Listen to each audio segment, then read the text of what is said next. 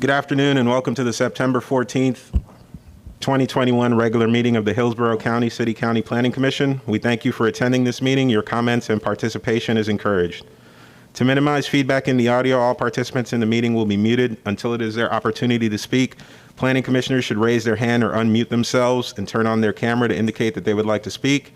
Please be sure to state your name at the beginning of your remarks for the benefit of the clerk. There will be an opportunity for members of the public to provide comments. When your name is called, you will be unmuted when it is your turn to speak. Please wait until the chair calls on you to begin speaking. State your name at the beginning of your comments and adhere to the time limits. If anyone has difficulties or is watching via HTV and would like to provide comments to be included in the record for local government hearing, please email them to planner@plancom.org, planner@plancom.org, planner@plancom.org. For action items, the meeting will be conducted as follows. The agenda item will be introduced. Staff will give their presentation with a 15-minute time limit. The applicant will be given the opportunity to make a presentation with a 15-minute time limit.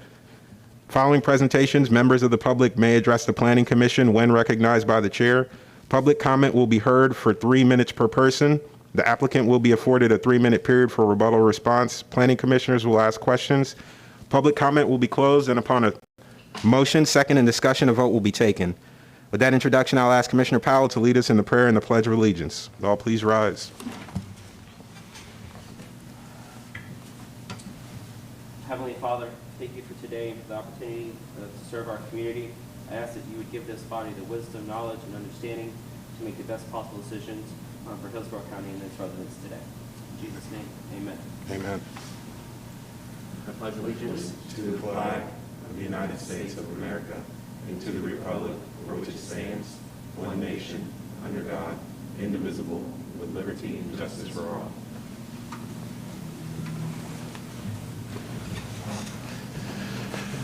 Thank you, Commissioner Powell. And with that, I would like to ask the clerk to please go ahead and call roll. Good afternoon, Bernstein. Cardenas. Bernstein is here. Dickerson. Cardenas is here. Thank you. Is that a yes for Cardenas? Present. Thank you. Dickerson? Here. Dick? Here. Dowdy? Here. Handy?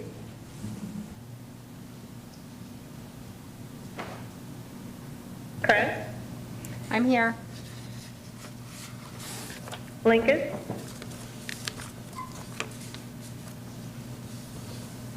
Marino? Here. Powell? Here. Rodriguez? Here. Chair Joseph? Here. Thank you. You have a quorum. Thank you. All right, next up, we normally have the approval of minutes. However, due to a quick turnaround time from last month, the August 24th meeting minutes were not available as of this meeting, and we will be approving them at the August 4th meeting. So with that, we will go on to the next item on the agenda, which is public comment. We have any public comment? Nope, no one signed up for the public comment for non-action items, so we will move on to our next agenda item 3, action items. And we will start with 3A, Hillsborough County Public Schools Tentative 5-Year Facilities Work Plan, 2021 through 2022, or 2022 through 2026. 2021 through 2022 through 2025, 2026 consistency reviews. It's a mouthful. All right, and the staff presenter is Ms. Krista Kelly. Actually, Mr. Chairman, Tony Garcia will be filling in for Krista Kelly today. Pleasure to see you all. Good afternoon, Mr. Chairman and members of the board. Tony Garcia, Planning Commission staff. To introduce Ms. Amber Dickerson, who will be making the presentation on this particular subject. Amber? Hi, thank you, Tony, and thank you, board, for providing us some time to fill you in on this year's Tentative 5-year work plan. My name is Amber Dickerson. I'm the General Manager of Growth Management for Hillsborough County Schools. I can share my screen if you guys can't see my presentation. I'm not sure.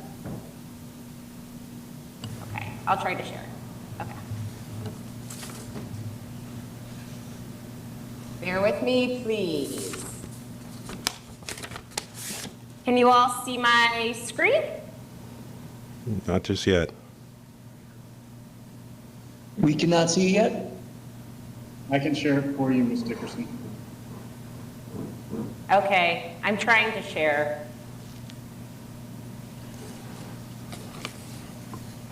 Okay, I'll stop trying.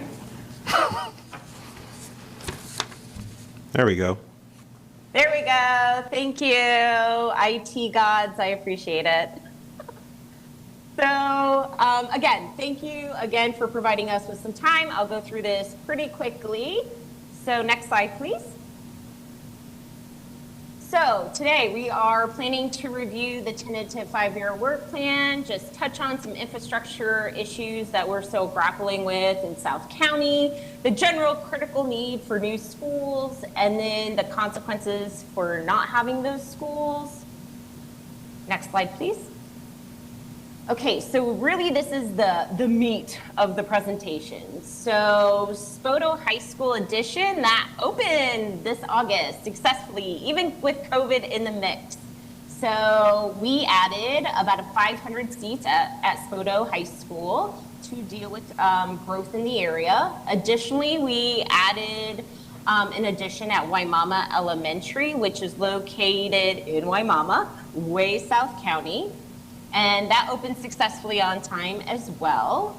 And then moving to the second year of our plan, we're planning to open a new pre-K-8 located within the Waterset development. This is going to be a unique school for us, as it is one of the first, if not only magnet, that was opened as a pre-K-8 in South County. So some of you may not know, we don't have many magnet options in South County.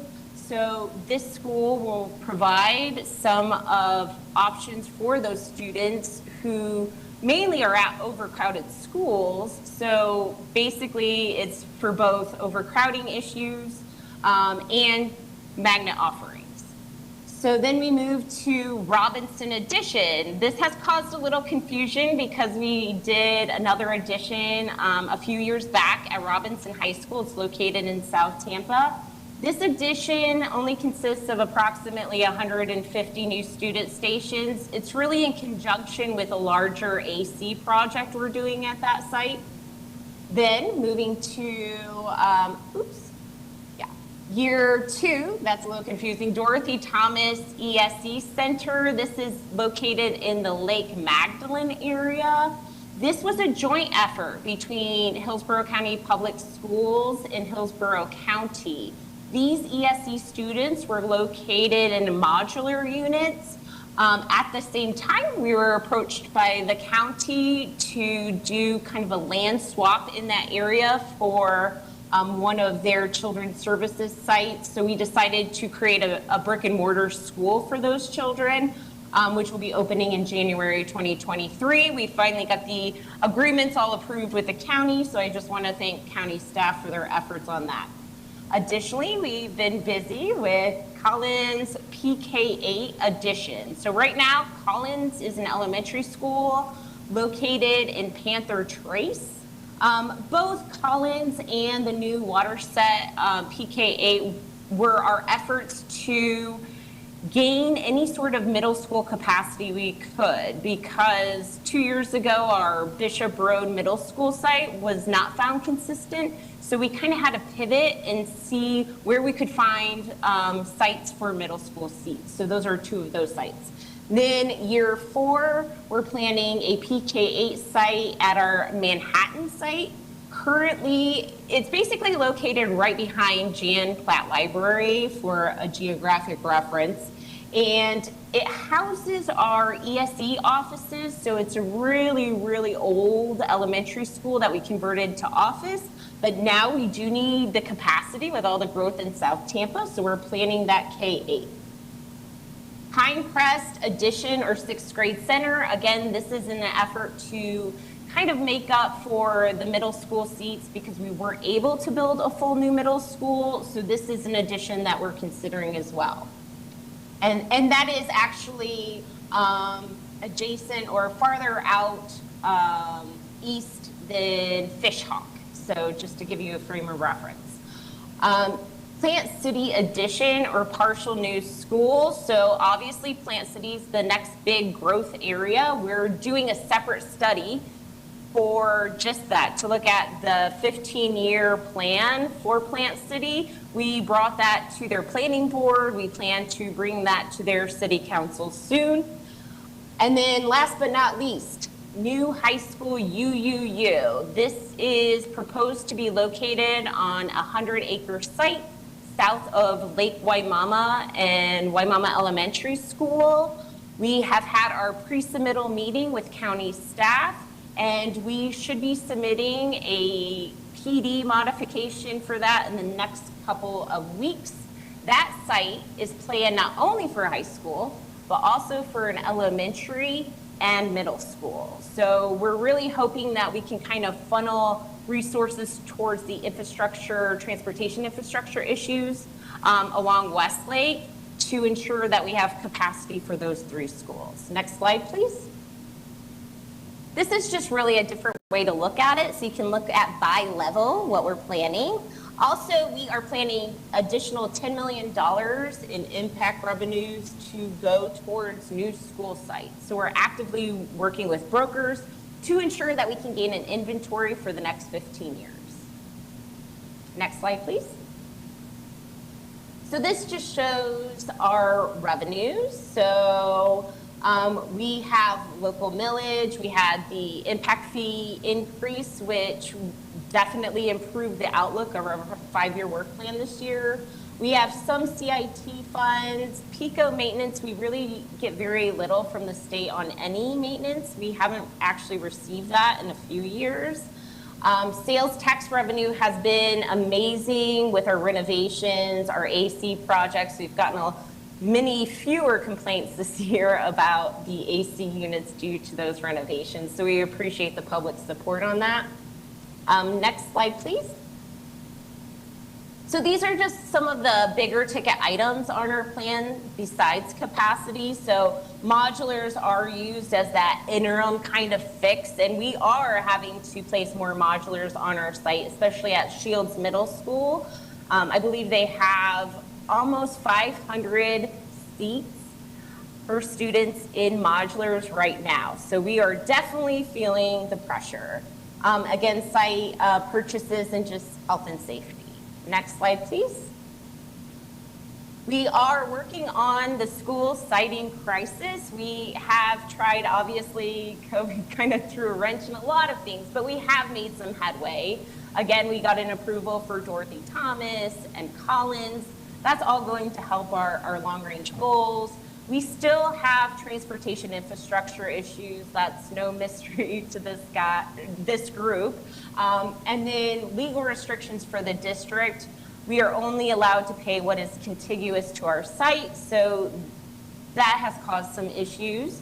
And then staff has been working on a regular basis together between the school district and Hillsborough County. We actually have a BOCC school board workshop, joint workshop, planned for September 29th at 1:30 to talk about these issues with the public if anyone would like to join.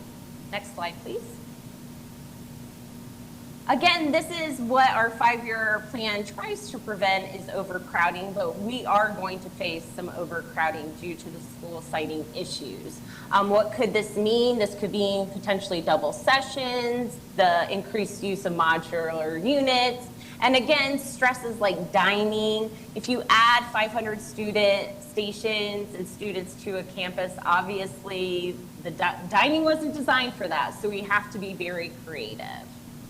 And I do want to mention that still prop share mitigation agreements are not being approved in South County because we do not have an approved high school site. But again, we should be submitting for that PD in the next couple of weeks. Next slide, please. Okay, so that is all in the nutshell. We are planning to bring the final plan to our board in October, and I will be happy to answer any questions you may have. Thank you for your time.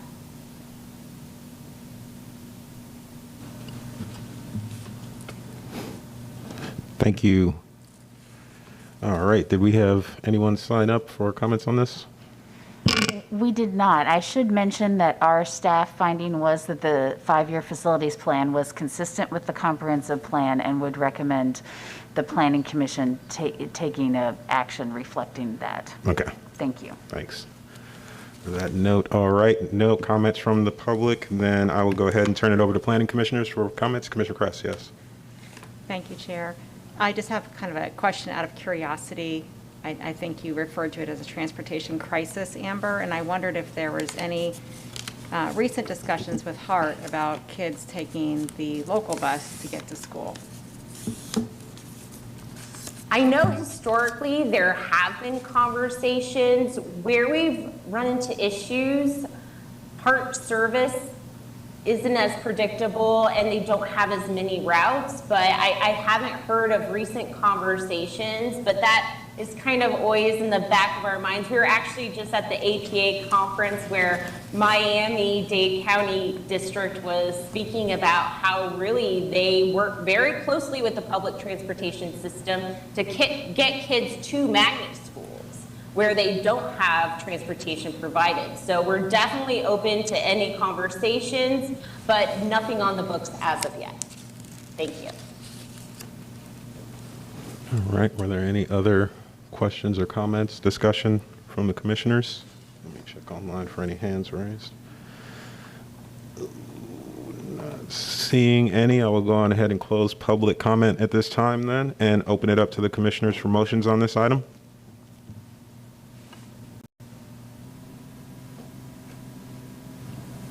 Anyone? Commissioner Marino.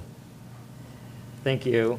I move that we approve the attached resolution finding the proposed school district 5-year work program of the school district educational facilities plan consistent with the future of Hillsborough comprehensive plan for unincorporated Hillsborough County, Imagine 2040 Plan City comprehensive plan, Imagine 2040 Tampa comprehensive plan, Imagine 2040 Temple Terrace comprehensive plan, and forwards recommendation to the school board. Second. All right, I got a motion for consistency finding by Commissioner Marino, second to that motion by Commissioner Dowdy. Is there any more discussion amongst the commissioners? Bernstein? Nope. All right. Then with that, I would like to ask the clerk to do a roll call vote on this item.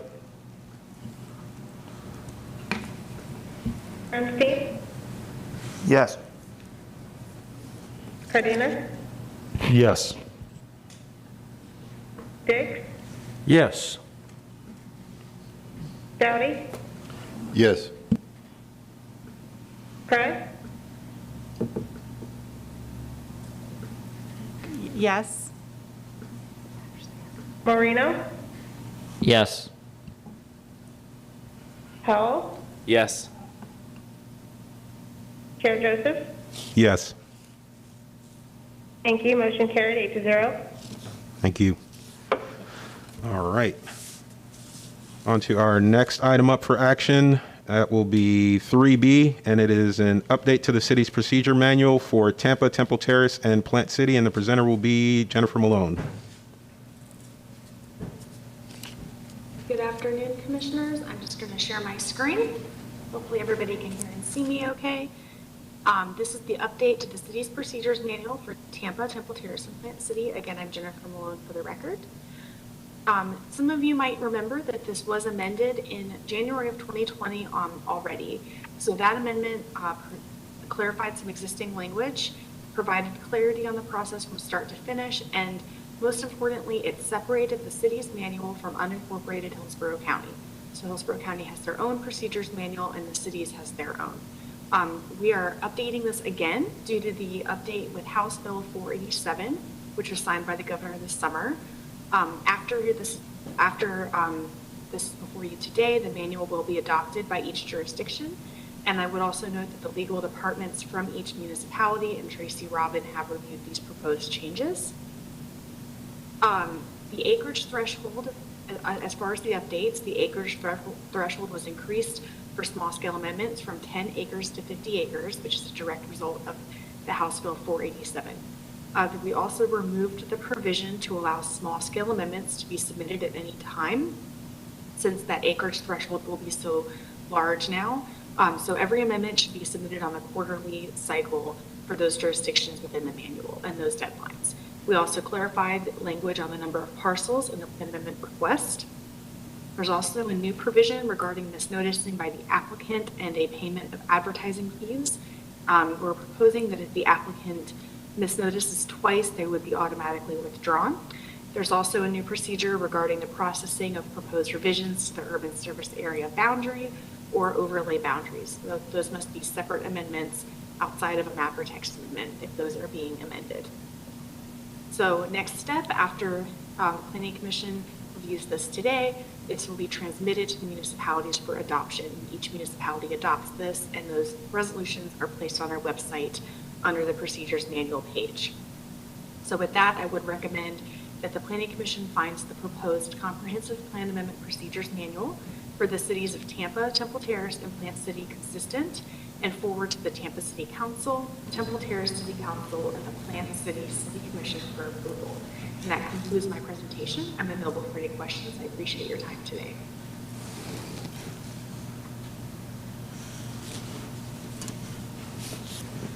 Thank you very much for the presentation. All right, no public comment on this one, so we will turn it over to the commissioners for discussion, comments on this item. Not seeing any or any hands raised on the WebEx. We will then go ahead and close the public comment section and open this item up to motions from the commissioners. Commissioner Bernstein. Thank you, Mr. Chair. At this time, I would move that we find a comprehensive plan amendment procedure manual for the cities of Tampa, Temple Terrace, and Plant City consistent with the comprehensive plan. Second. I have a motion of consistency, a motion of approval by Commissioner Bernstein, right? Approval? Yeah. And a second to that approval motion by Commissioner Powell. Is there any more discussion from the commissioners on this item? Seeing none, I will ask the clerk to go ahead and do a roll call vote on this item. Bernstein? Yes. Cardenas? Yes. Hicks? Yes. Dowdy? Yes. Kress? Yes. Moreno? Yes. Powell? Yes. Chair Joseph? Yes. Motion carried 8-0. Thank you. All right, and thank you for the presentation. Next item up, action item is 3C, Policies of the Hillsborough County City County Planning Commission update, and the presenter will be Meghan Betourney.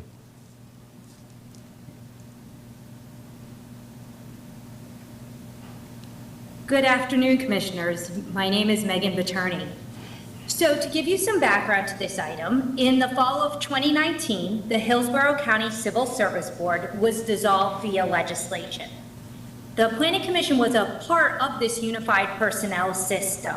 So when it dissolved, the Planning Commission had the opportunity to create and review many of its existing policies and procedures. One such item is the one that we're discussing today, the policies of the Hillsborough County Planning Commission. The last time it had been published was in 2017. So as we reviewed this, we made the following changes to these policies. We took out any references to the civil service since it was now defunct. We elevated minor contracts from $35,000 to $50,000. And the other piece was that we tried to simplify the format and make it more user-friendly and make the language a little bit more accessible and understandable. And lastly, we revised the reduction in force policy. We started with looking at the existing policy that was there, Then we worked with our agency culture committee, which is an internal organization made up of staff at different tenures and levels and divisions within the organization for their input on suggested areas of change. Then we worked with our legal counsel, both Tracy Robin and Rudy Hadamoa, to go over the draft for any updates that they saw. Then we put that draft out to our staff at large and gave them about a month to provide input to the policies. The major changes you would see are there's more of an emphasis on the one that we're proposing. There's more of an emphasis on performance, which is shown through the deductions for disciplinary action and the use of performance evaluations in that retention formula. We've also updated veterans' preference to stay in compliance. And also we changed the process by which an employee can appeal their calculation of total retention points. We also, when drafting this, we also took a look at other county agencies, both in terms of what they were doing.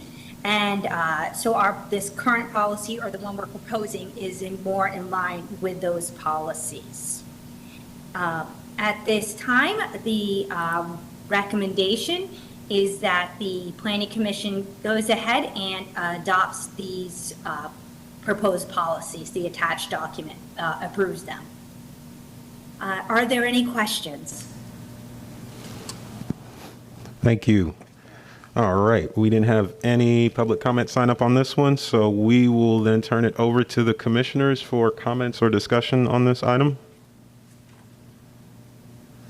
Seeing none in the room and no hands being raised online, I will close the public comment and open it up to motions on this item from the commissioners. Commissioner Bernstein.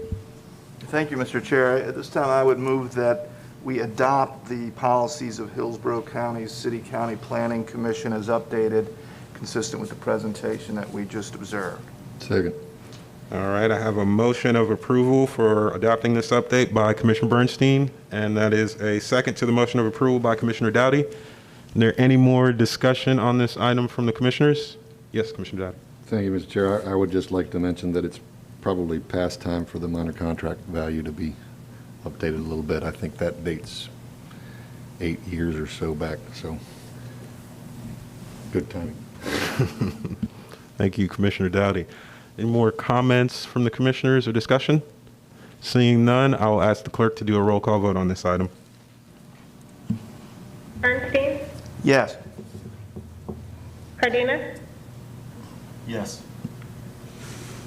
Biggs? Yes. Dowdy? Yes. Press? Yes.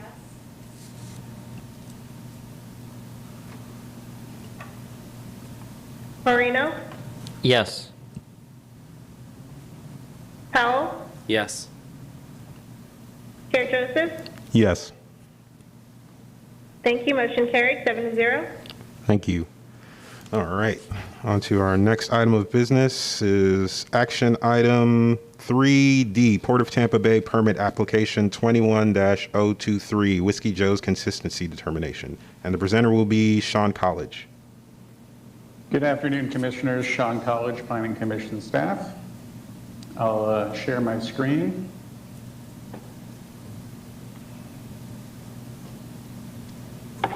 Should be seeing my PowerPoint presentation at this time. Yes. This is Tampa Port Authority permit number 21-023 titled Whiskey Joe's.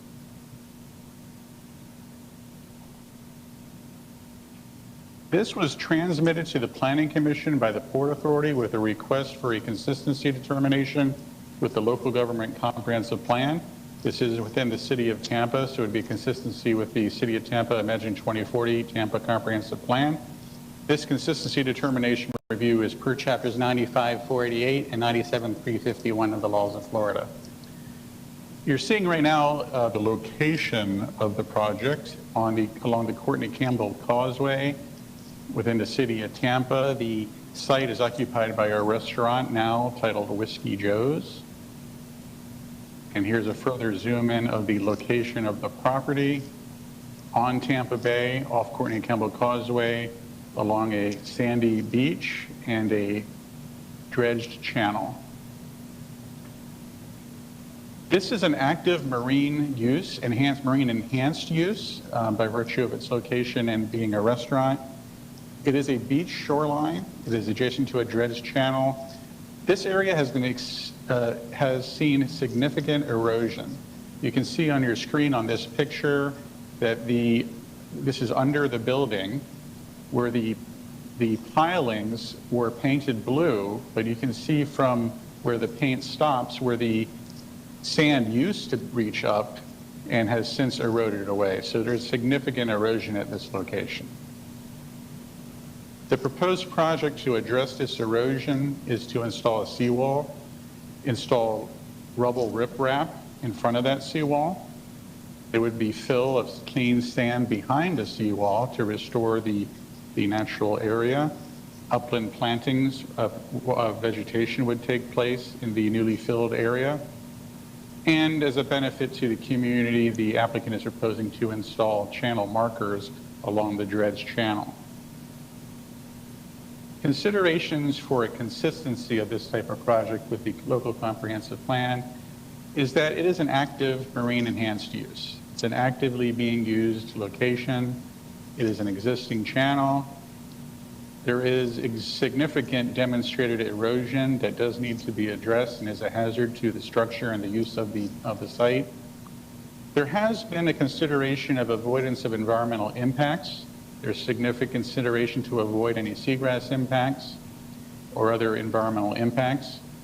The project has also been coordinated appropriately per the comprehensive plan with the regional area. It was presented to the agency and Bay Management's Natural Resources and Environmental Impact Review Committee.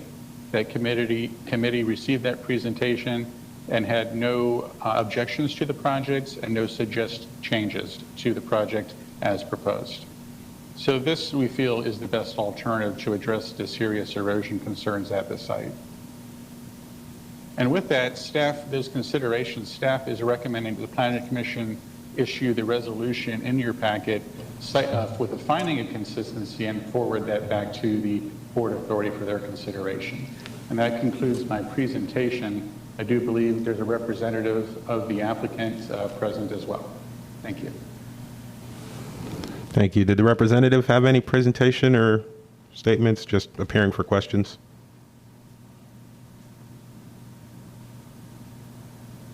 Yes, thank you. This is Kevin Kremkall with Gahaken and Bryant Associates. We're the engineer on behalf of Specialty Restaurant Corporations. We have nothing to add to Mr. College's presentation at this time, but should there be any questions, I'm certainly available to discuss. Thank you. Thank you, sir. All right, no public comment on this item either, so we will turn it over to the planning commissioners for discussion or questions, comments on this item. Commissioner Marino? Thank you. I guess this question is either for the applicant or Mr. College. Thank you for the presentation. The first question I have is related to water quality. The Florida Department of Transportation recently opened underneath the causeway to restore tidal flow, and so that's improved water quality, especially in that area, maybe a little bit further south of where Whiskey Joe's is.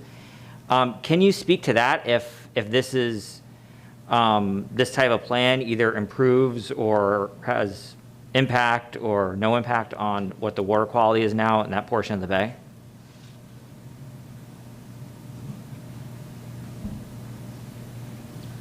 Yes. Shawn, would you like me to address? Well, I guess you go ahead, Kevin, and I'll chime in after you. Okay. This project has been coordinated and has actually been permitted by DEP. Some of the issues relating to this project were water quality concerns, primarily related to potential turbidity or sedimentation from the placement of the beach fill. The beach fill that's going to be used on this is an incredibly clean sand with less than 0.5% fines, which is well within DEP specs. Construction best management practices, including the use of silt fencing and turbidity curtain, will be employed during construction. So the resultant here is that there will be no change in water quality as associated with this project. The project itself will have no change to either the freshwater input from storm drainage or any other issue related to water quality at this time. And I'll also answer Commissioner's question from a staff perspective. In our review, we also agree, we don't see that the implementation of this project would be any concern for water quality, and that was not an issue that came up with regard to water quality at the Agency on Management's review.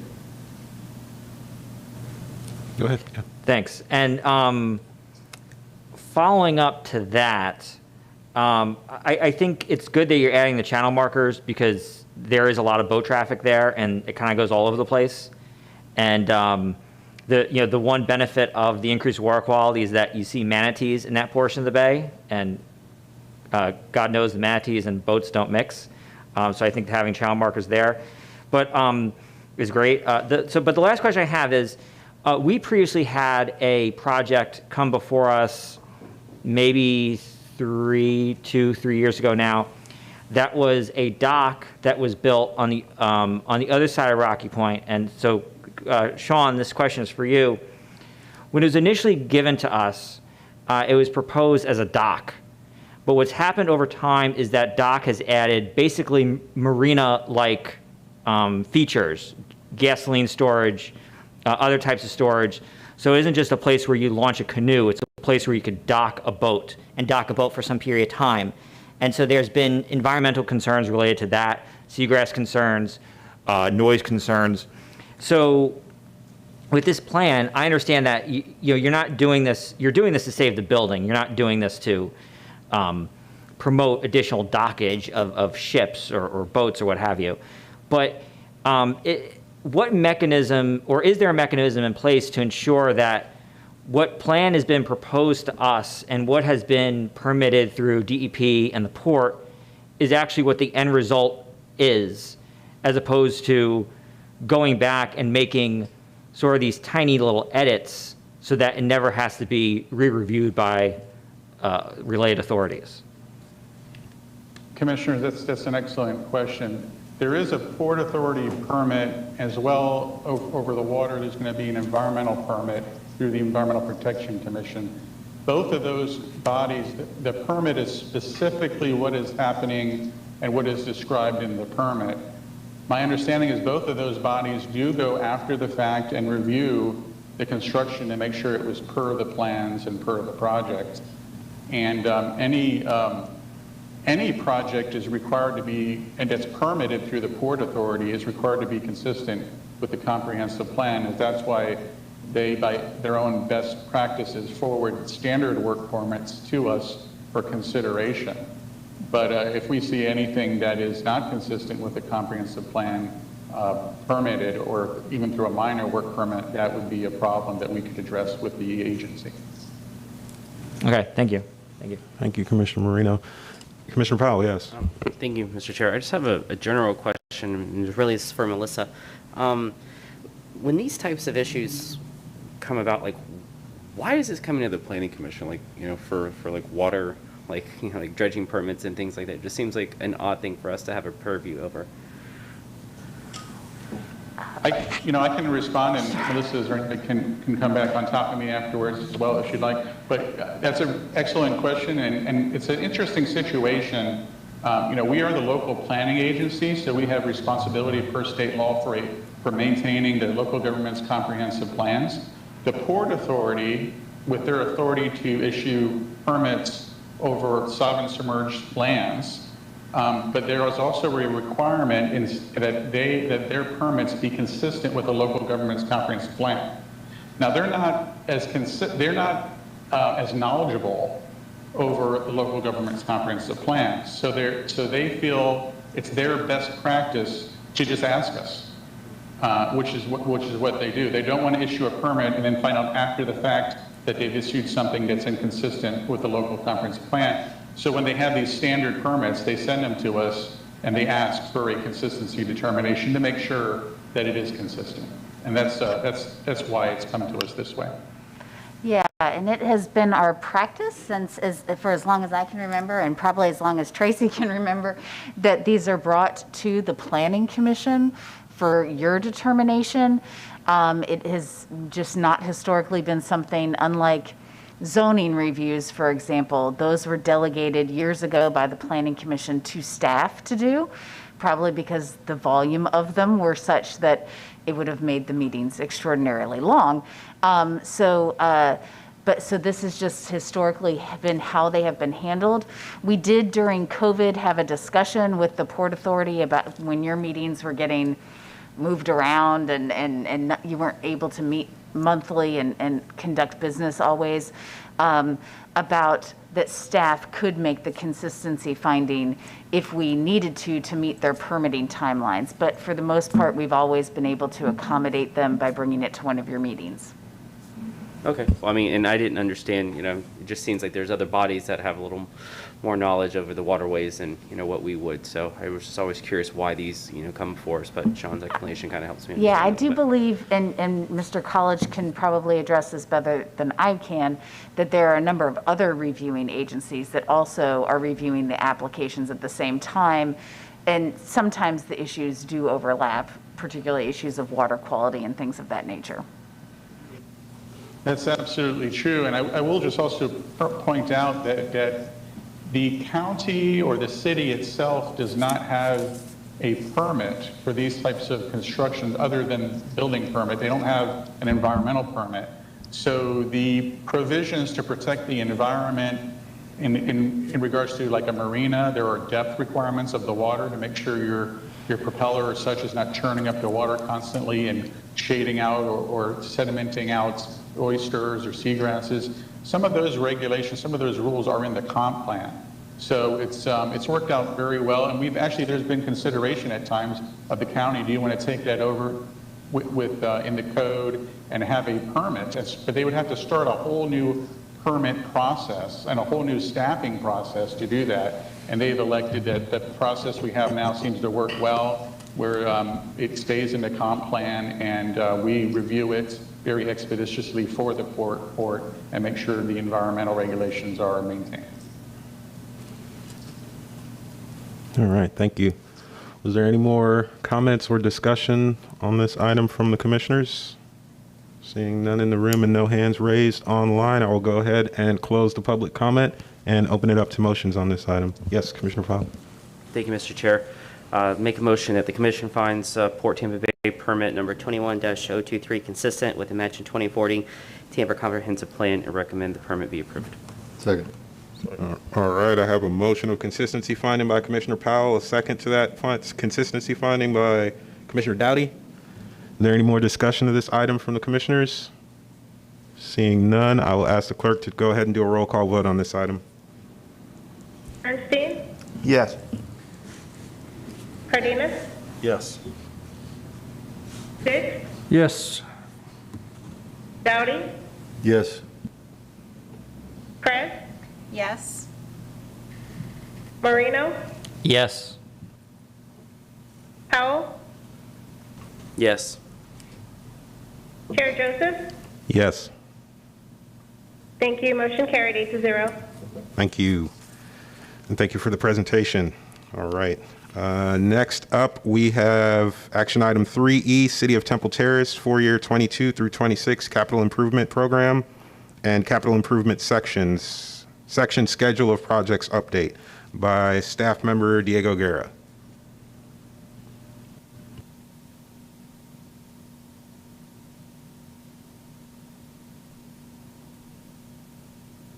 Good afternoon, ladies and gentlemen. Diego Guerra, Planning Commission staff. This item is the Planning Commission's review of the City of Temple Terrace's CIP and Capital Improvement Section Schedule of Projects update. This is an action item and a resolution is provided for your vote. The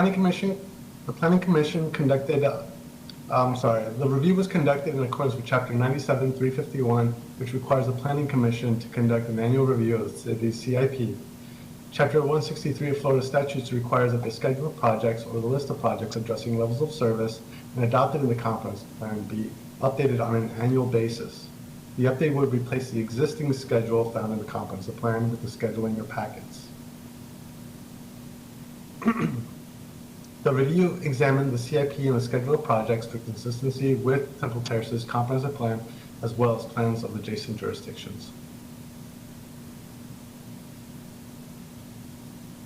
Displayed on the screen is a summary of the CIP projects, which were placed into 9 program areas and consist of 213 projects with a total funding amount of $70.27 million for the proposed FY22 to FY26 budget years.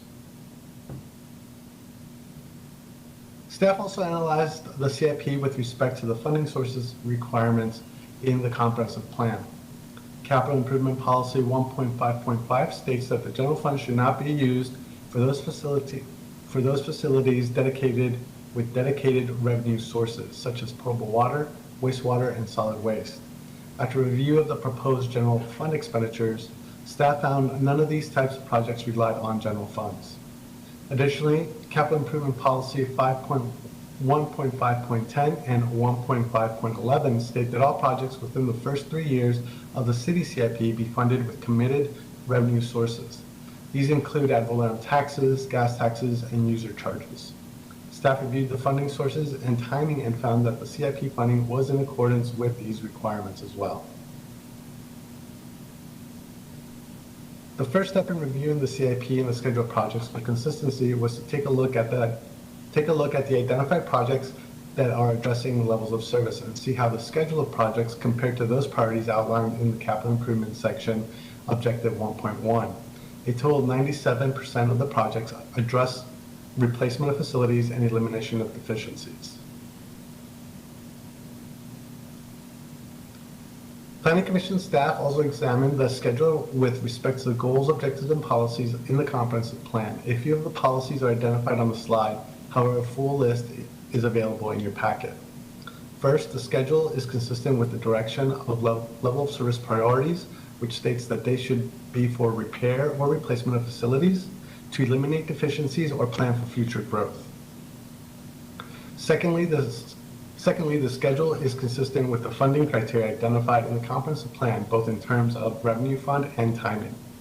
Additionally, the schedule of projects furthers several of the infrastructure sub-elements, including providing quality infrastructure and services to residents and enhancing transportation options. Ladies and gentlemen, staff recommends the Planning Commission find the city's proposed FY22 through FY26 CIP and CIS schedule of projects consistent with the goals, objectives, and policies of the Imagine 2040 Temple Terrace Comprehensive Plan.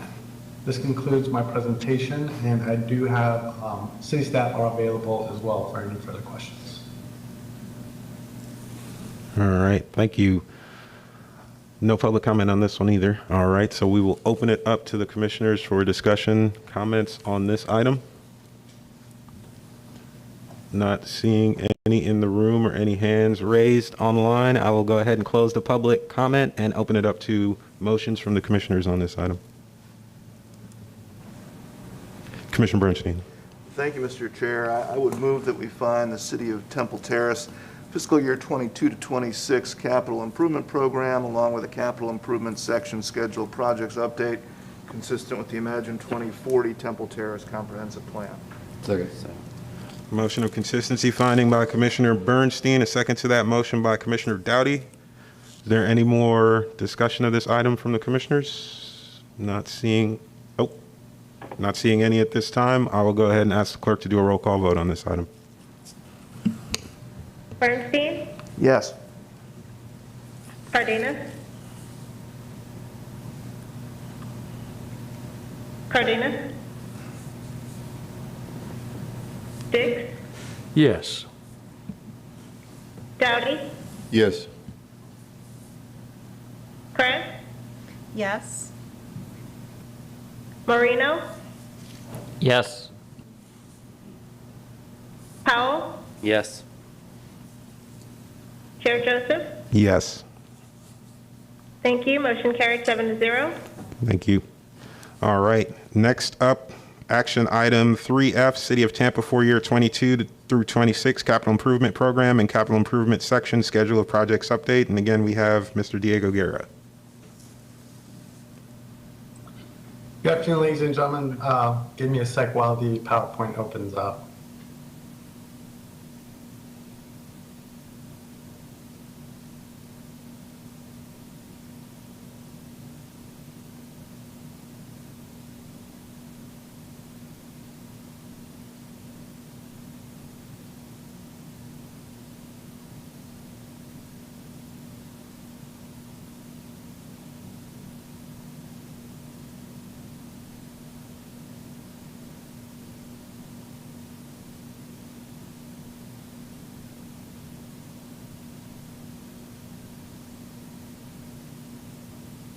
Diego, I believe you're muted.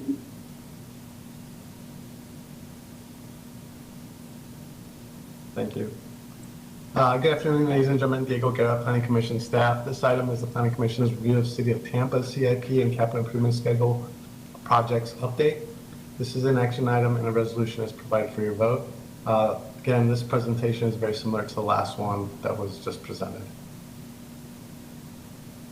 The review was conducted in accordance with Chapter 97-351, which requires the Planning Commission conduct an annual review of the city CIP. Chapter 163 of Florida statutes requires that the scheduled projects, which is a list of projects that address levels of service and adopted in the comprehensive plan, be updated on an annual basis. The update would replace the existing schedule found in the comprehensive plan with the schedule in your packets. This update is accomplished by ordinance, and as such, Planning Commission staff also conducted a review of the schedule of projects. The review examined the CIP and the schedule of projects for consistency with the city's comprehensive plan, as well as plans in adjacent jurisdictions. Displayed on the screen is a summary of the CIP projects which are placed into program areas. As you can see, the largest groups in terms of funding are water and wastewater. A total proposed funding amount for FY22 through FY26 is $2.18 billion for a total of 377 projects. The first step in reviewing the CIP and the schedule for consistency was to take a look at the projects identified by city staff as addressing levels of service and see how the schedule of projects compared to those priorities outlined in the capital improvement section. Capital Improvement Section Objective 1.3 and Policy 1.3.2 state that the schedule of projects should be planned to both eliminate existing deficiencies and replace worn-out facilities. As you can see, a combined 88% of the funds are slated for projects that either eliminate deficiencies or maintain levels of service, and only approximately 12% of funding is proposed to be used on projects that are to serve future growth.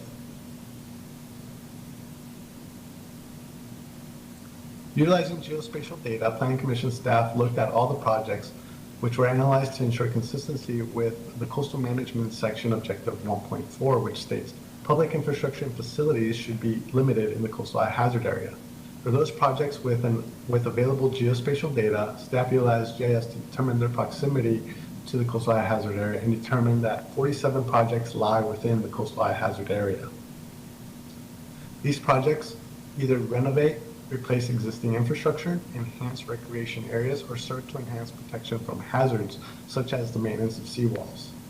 This would be considered minimal construction and ensures that city property and expenditures is not subject to unnecessary risk.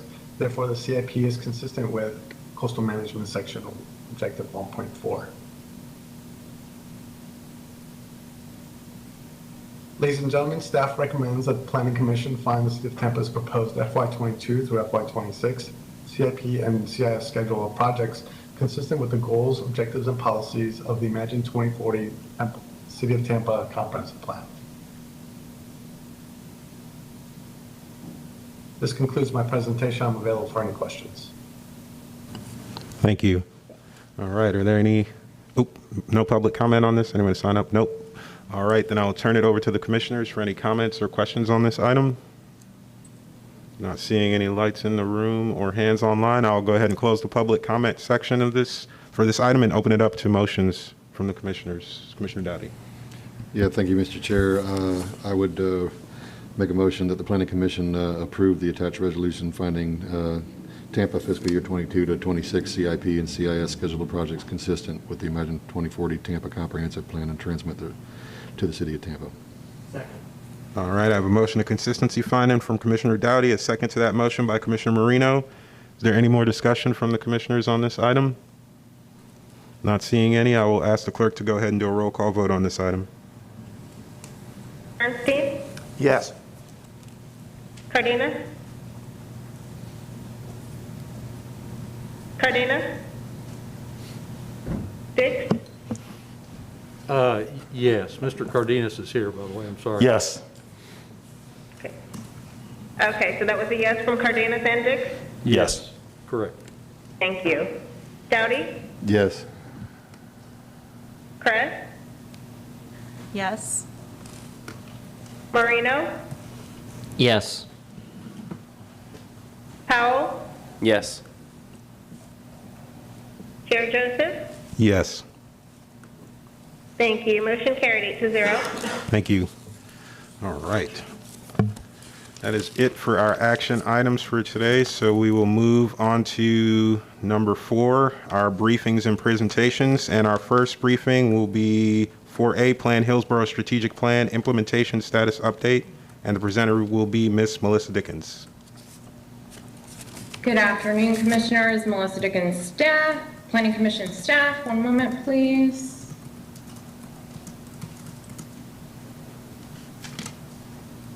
All right, are you all seeing the screen? We are. Okay, great, thank you. Again, Melissa Dickens, Planning Commission staff. This item is a status report of the implementation of the Plan Hillsborough Strategic Plan over the past several months. This is an update that is strictly for informational purposes only. There's no action required this afternoon. It's an opportunity for us to share how we've been making progress towards implementation this year. Before I begin the presentation, I also want to thank Caroline Charles and Katrina Corcoran for their assistance in pulling together all of this information.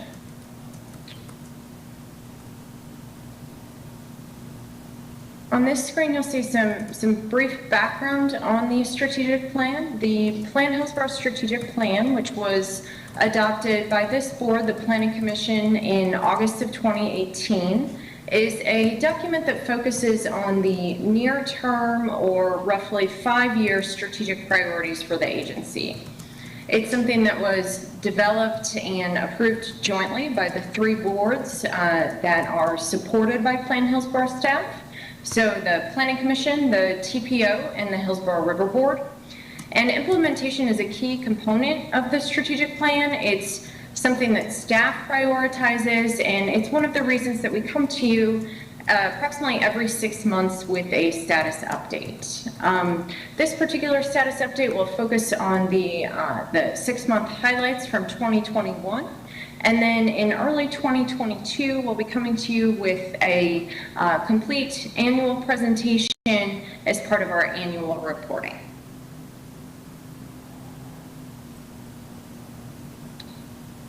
And this next slide is an overview of the various strategic priorities that were developed as part of the strategic plan. There are 7 in total, and they reflect the broad work that our agency does on a multitude of different projects, different initiatives for different jurisdictions and different clients. And I share this because these strategic priorities make up the framework of the strategic plan, and it's also how we track implementation as a staff. And so these 7 strategic priorities are how you'll be seeing the implementation information organized on the coming slides. The first strategic priority is linking land use and transportation, and this is connecting planning for mobility and planning for place. Many of the highlights of the first the past few months involve either research or plan amendments. So I'm going to talk a little bit about those for this strategic priority. So the first item is the mixed-use best practices project. This looked at the existing mixed-use categories within the city of Tampa and how the regulation and implementation of each of these mixed-use categories compared to 12 other jurisdictions around the country. This preliminary research has been complete, and then next steps in the project are discussions with the City of Tampa about potential proposed modifications to policy. Secondly, Planning Commission staff, again in coordination with City of Tampa, completed neighborhood commercial corridor planning work for a couple of corridors within the city, both West Main Street and Bay to Bay. And these plans, draft plans, are now complete and available on the City of Tampa website. And then for the second portion of implementation, there have been a number of notable plan amendments over the past several months. I'm going to touch briefly on a few of them. First, completing RP2 and Waimama for Hillsborough County. These projects are finishing up. There are some final community meetings this week, and then those are moving forward in October for adoption before the Board of County Commissioners. The second item that is a noteworthy plan amendment is the private property rights amendment. This is something that House Bill 59 required as part of the 2021 legislative session, and it required the creation of a private property rights element for each of the jurisdictions within Hillsborough County. I know you received some presentations on this last month. For this, staff really expedited the process to ensure that plan amendments could continue to be processed in each of the 4 jurisdictions, and this plan amendment continues to move forward. The next plan amendment I wanted to mention are actually a couple of noteworthy plan amendments in Temple Terrace, helping to facilitate economic development in the area roughly around Hardy Road and Temple Terrace Highway. Staff processed both the plan amendment review and annexation review for these amendments. And then finally, the last plan amendment I'll mention as part of this section is the FAR option plan amendment within the City of Tampa. This is something that you'll hear this evening in your public hearing. And for this amendment, Planning Commission staff, in coordination with city staff, hosted 2 public meetings to get input and feedback on the proposed change and hear what the community had to say about this amendment. And so we wanted to share this as well as another of our noteworthy plan amendments. The next strategic priority, number 2, is citizen engagement. This is developing new and innovative ways to connect with the larger community. The first item that we wanted to mention as part of the strategic priority that helps to implement it was the outreach related to the 2021 Non-Discrimination and Equity Plan. As part of this outreach, there was really tremendous, robust outreach in the community mapping, field outreach, focus groups, a survey. And this did come to you all last month. Did want to share that this was also recently adopted by the TPO. And the second item is the community outreach survey for unincorporated Hillsborough County residents. This was a statistically significant survey. It matched the demographic characteristics of Hillsborough County and reached approximately 1,300 unincorporated county residents, asking questions about a variety of growth and development issues. The results of this survey will help inform the forthcoming updates to the Hillsborough County Comprehensive Plan. And then finally, the third item is the FLIP Junior program, or Future Leaders in Planning Junior. This was a new initiative this year where our staff worked with students, middle school students in 3 communities across Hillsborough County in Tampa Heights, Palm River, and Town and Country, and introduced the students to planning, provided hands-on experience to help them serve as planning and transportation safety ambassadors in their community. It was really a great program to help engage the young citizens in our community. The next strategic priority is about regional collaboration and work on projects that transcend regional or jurisdictional boundaries. The first item is our data and analytics platform. It's Urban SDK is the platform, and this gives planners across the region access to better data and insights. It's been shared with 6 other MPOs in the region with the objective of making more informed and data-driven joint decisions. So that's something that is really exciting from a regional perspective. The second item is a rebrand of the MPO Chair's Coordinating Committee for the Suncoast Transportation Planning Alliance. This effort supports both local, regional, statewide projects to improve access to transportation opportunities and options within the region, and that's something that's gone through a rebranding effort this year, again, is the Suncoast Transportation Planning Alliance.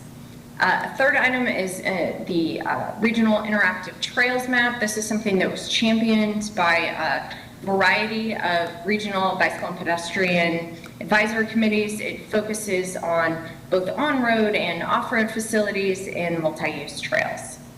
And then as the fourth point here, this is really kind of an informal point, but wanted to share that our staff has ongoing more informal coordination with Forward Pinellas on a variety of land use and transportation planning issues. We meet with them periodically and share some of the things that we're working on, ideas, best practices, things that we're learning in the community. And so that represents a really nice regional coordination effort that's more informal in nature. The next strategic priority is partnerships, and this is leveraging our relationships with other organizations and with the community to enhance the planning that our organization does. For much of the past 6 months, we've been collaborating with our jurisdictional client government partners to work on major updates to the comprehensive plans. So this year, staff has coordinated to move forward several aspects of the unincorporated county plan and move those toward public hearing before the Board of County Commissioners. You'll also be seeing a briefing on the mobility element today. So we are working with Hillsborough County staff in a partnered manner to move these items forward. The second item I'll share is we are partnering with City of Tampa staff on their comprehensive plan update. We're working to provide regular data support with them and then holding ongoing discussions to prepare for a forthcoming update in 2022.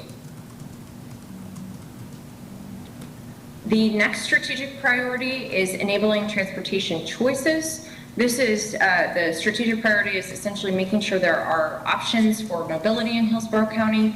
The first item to share is the redesign of the Cip interface. The Cip, or the Transportation Improvement Program, was significantly updated and redesigned this year. It was designed in a way to make the information more engaging, more user-friendly, and provide clarity for citizens. So that's something that's really exciting, not only in terms of transportation choices, but also in terms of engaging the community. Secondly, I mentioned this already, but the mobility section update is something that's coming to you in a briefing today. This includes goals that help further this strategic priority, like providing choices when not driving, achieving Vision Zero, and a number of other policies that support transportation options in the community. And then finally, the Smart Cities information sharing. This item is really in advance of a forthcoming update to the ITS, or Intelligent Transportation Systems Master Plan. And over the summer, staff hosted an information sharing session, or info barbecue, to share information and characteristics of smart cities, the data, the technology, and provide an overview and introduction to that concept. The next strategic priority is technology and innovation, and this is all about leveraging technology and data to improve the work that we do. The first item that I'll mention is Plan Hillsborough has enacted a new Spanish translation process. This involves staff across multiple teams, multiple divisions, staff with different proficiencies in Spanish, and assigning them different responsibilities based on their particular level or comfort level with Spanish. And this includes things like translating documents and flyers, emails, answering phone calls, or even speaking at outreach events. And we've also put in an automated system in place so that when staff need translation services, they can start that process and get this group working on translation for a product for the public. Secondly, this is something that is really a continued success in having a remote and now a hybrid workplace. You can see I'm in the office, several others are in the office today. Doing this consistently requires a great deal of innovation and technology. So we really want to give kudos to the technology team for their continued support and exploring new initiatives, exploring new ways to leverage technology, both in-house internally and also with the community.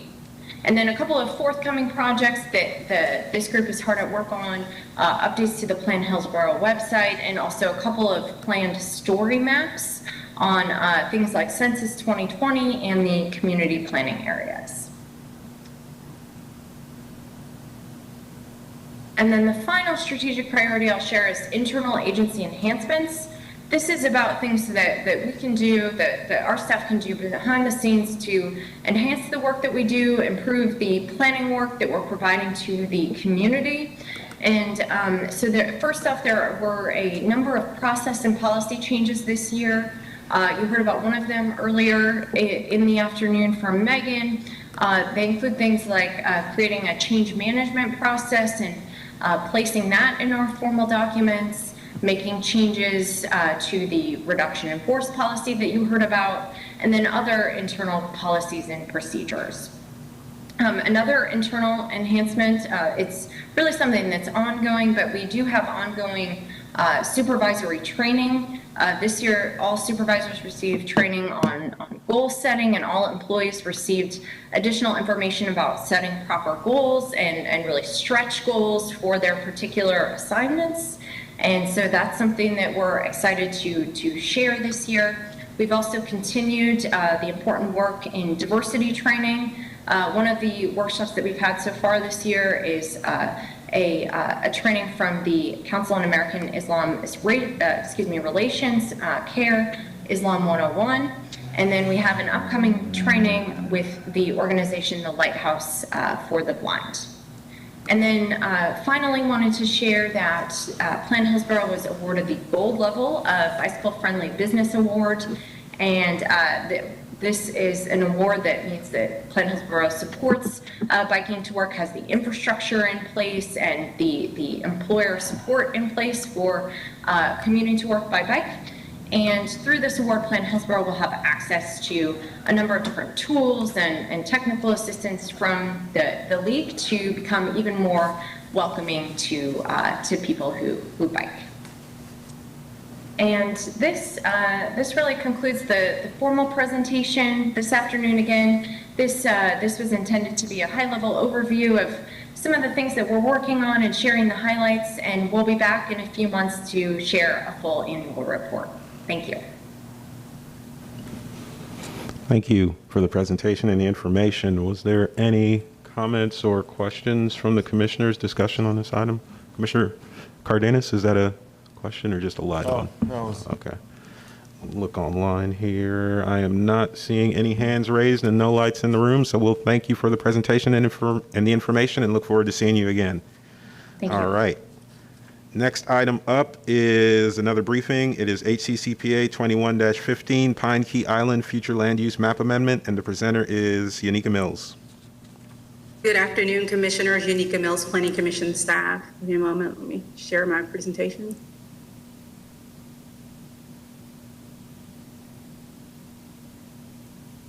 You all see that? Yes. Good afternoon again, Yanika Mills, Planning Commission staff. I'm here to present HCCPA 2115 Pine Key Island. Within this round of plan amendments, HCCPA 2115 is the southernmost plan amendment. It's located near the Apollo Beach area. This is a privately initiated plan amendment. It's approximately 9 acres. Again, it's within Tampa Bay, located near the Apollo Beach area. The site is also located within the coastal high hazard area, and the site does not have a future land use designation. As you can see from this aerial, the island has been eroding over time. The peak outline is of the area as it once was. And again, it's eroded over time, and again, it's now currently around 9 acres.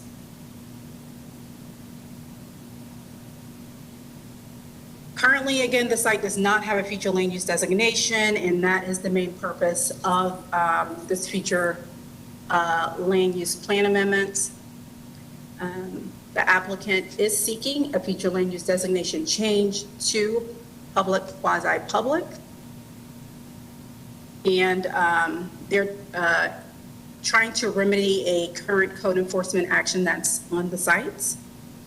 As for other future land use designations in the area, again, near Apollo Beach area, which is east of the site, we have some other designations such as Office Commercial 20 and Residential 6.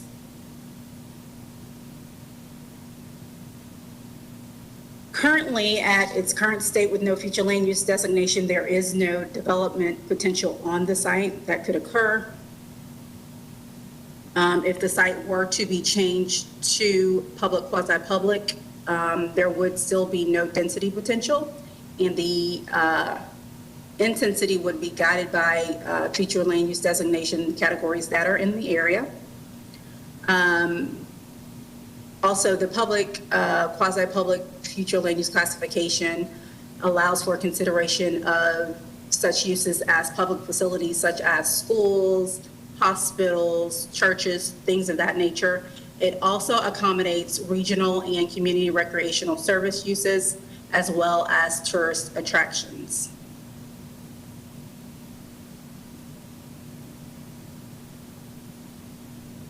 I'd be happy to answer any questions. If you have any, this concludes my presentation. I'd be happy to answer any questions. Thank you. Thank you for the presentation. Are there any questions or comments from the commissioners on this item? Nope, not seeing any online. I did have a couple questions myself on this one. This one piqued my interest a little bit, Unica. They're going for a public quasi-public. Is there any discussion of a natural designation for any sort of natural land use? Or I know we have like conservation areas and natural areas. Was there any thought about that? And if so, why not that?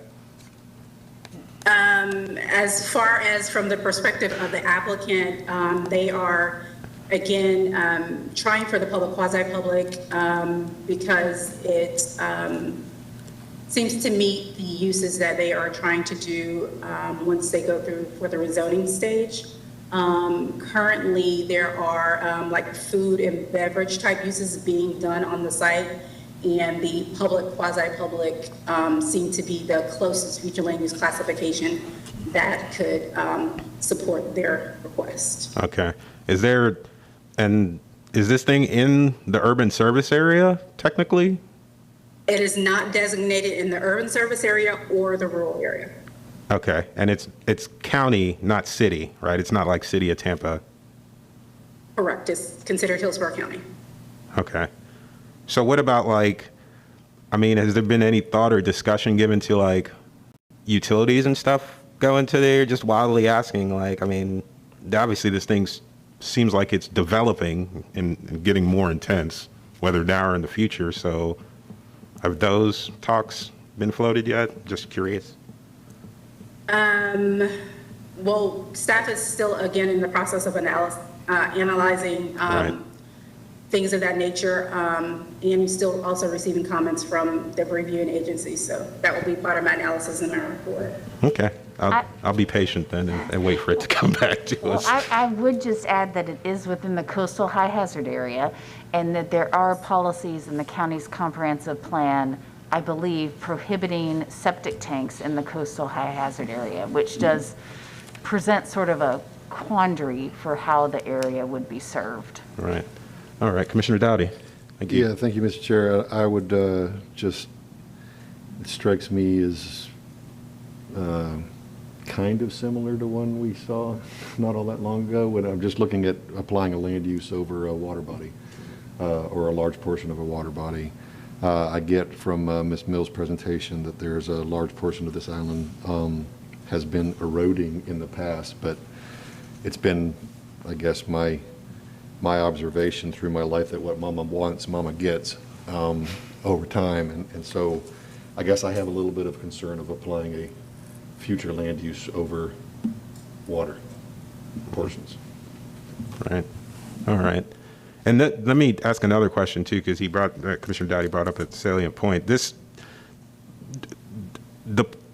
thing's already out of water and they're running business there. They're not looking to necessarily, because you did mention how it's eroded, they're not looking to increase the area of the landmass in any sort of way, are they here? No, this would just be for the smaller upland area. Okay. Okay. All right. I'll wait for it to get back and look around. Commissioner Dix, yes, please. Thank you, Mr. Chairman. So as long as we're kind of getting down into the weeds, I'm kind of curious as to how the ownership of the property got established into the hands of the individual. It's just so, the whole thing is kind of odd, like Commissioner Dowdy was talking about creating proposed future land use on a property that is both acreating and also, decreating at the same time. So I don't really know how you establish that necessarily.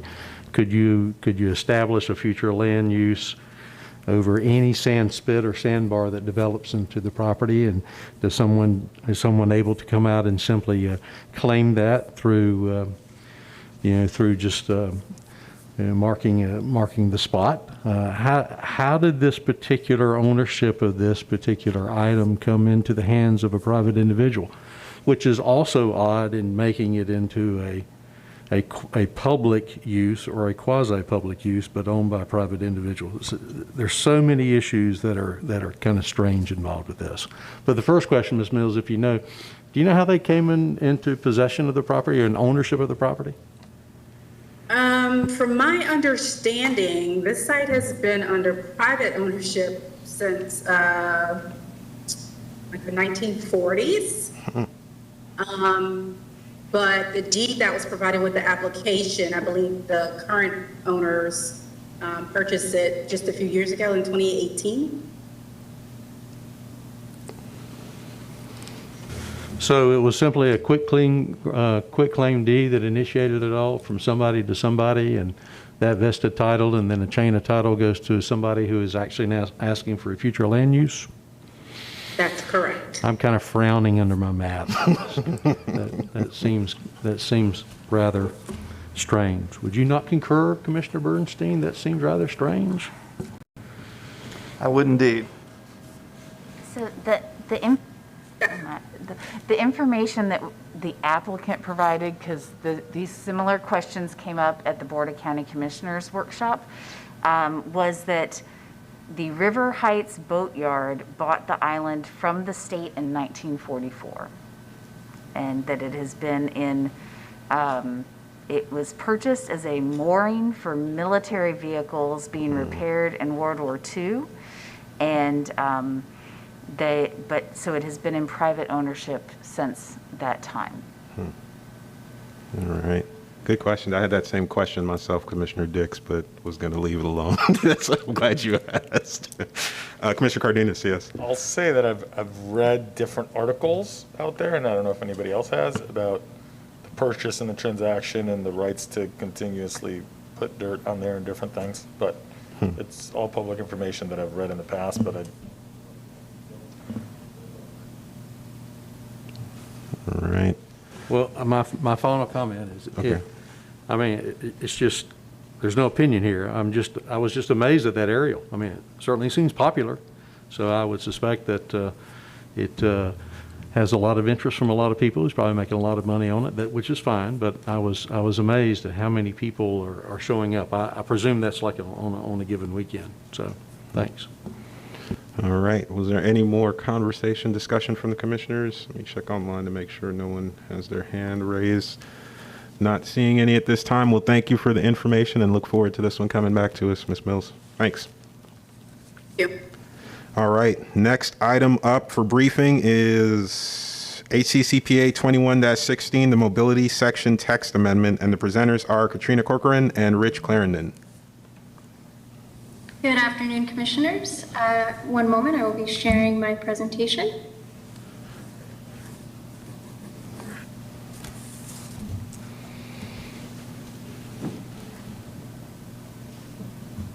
And I just want to confirm that you are seeing the full screen presentation for that. Yes. Thank you. As mentioned, my name is Katrina Corcoran, Planning Commission staff. I am the co-lead on the Hillsborough County Comprehensive Plan Mobility Section Text Amendment. This is HCCPA 2116. My co-lead is Rich Clarendon of the TPO.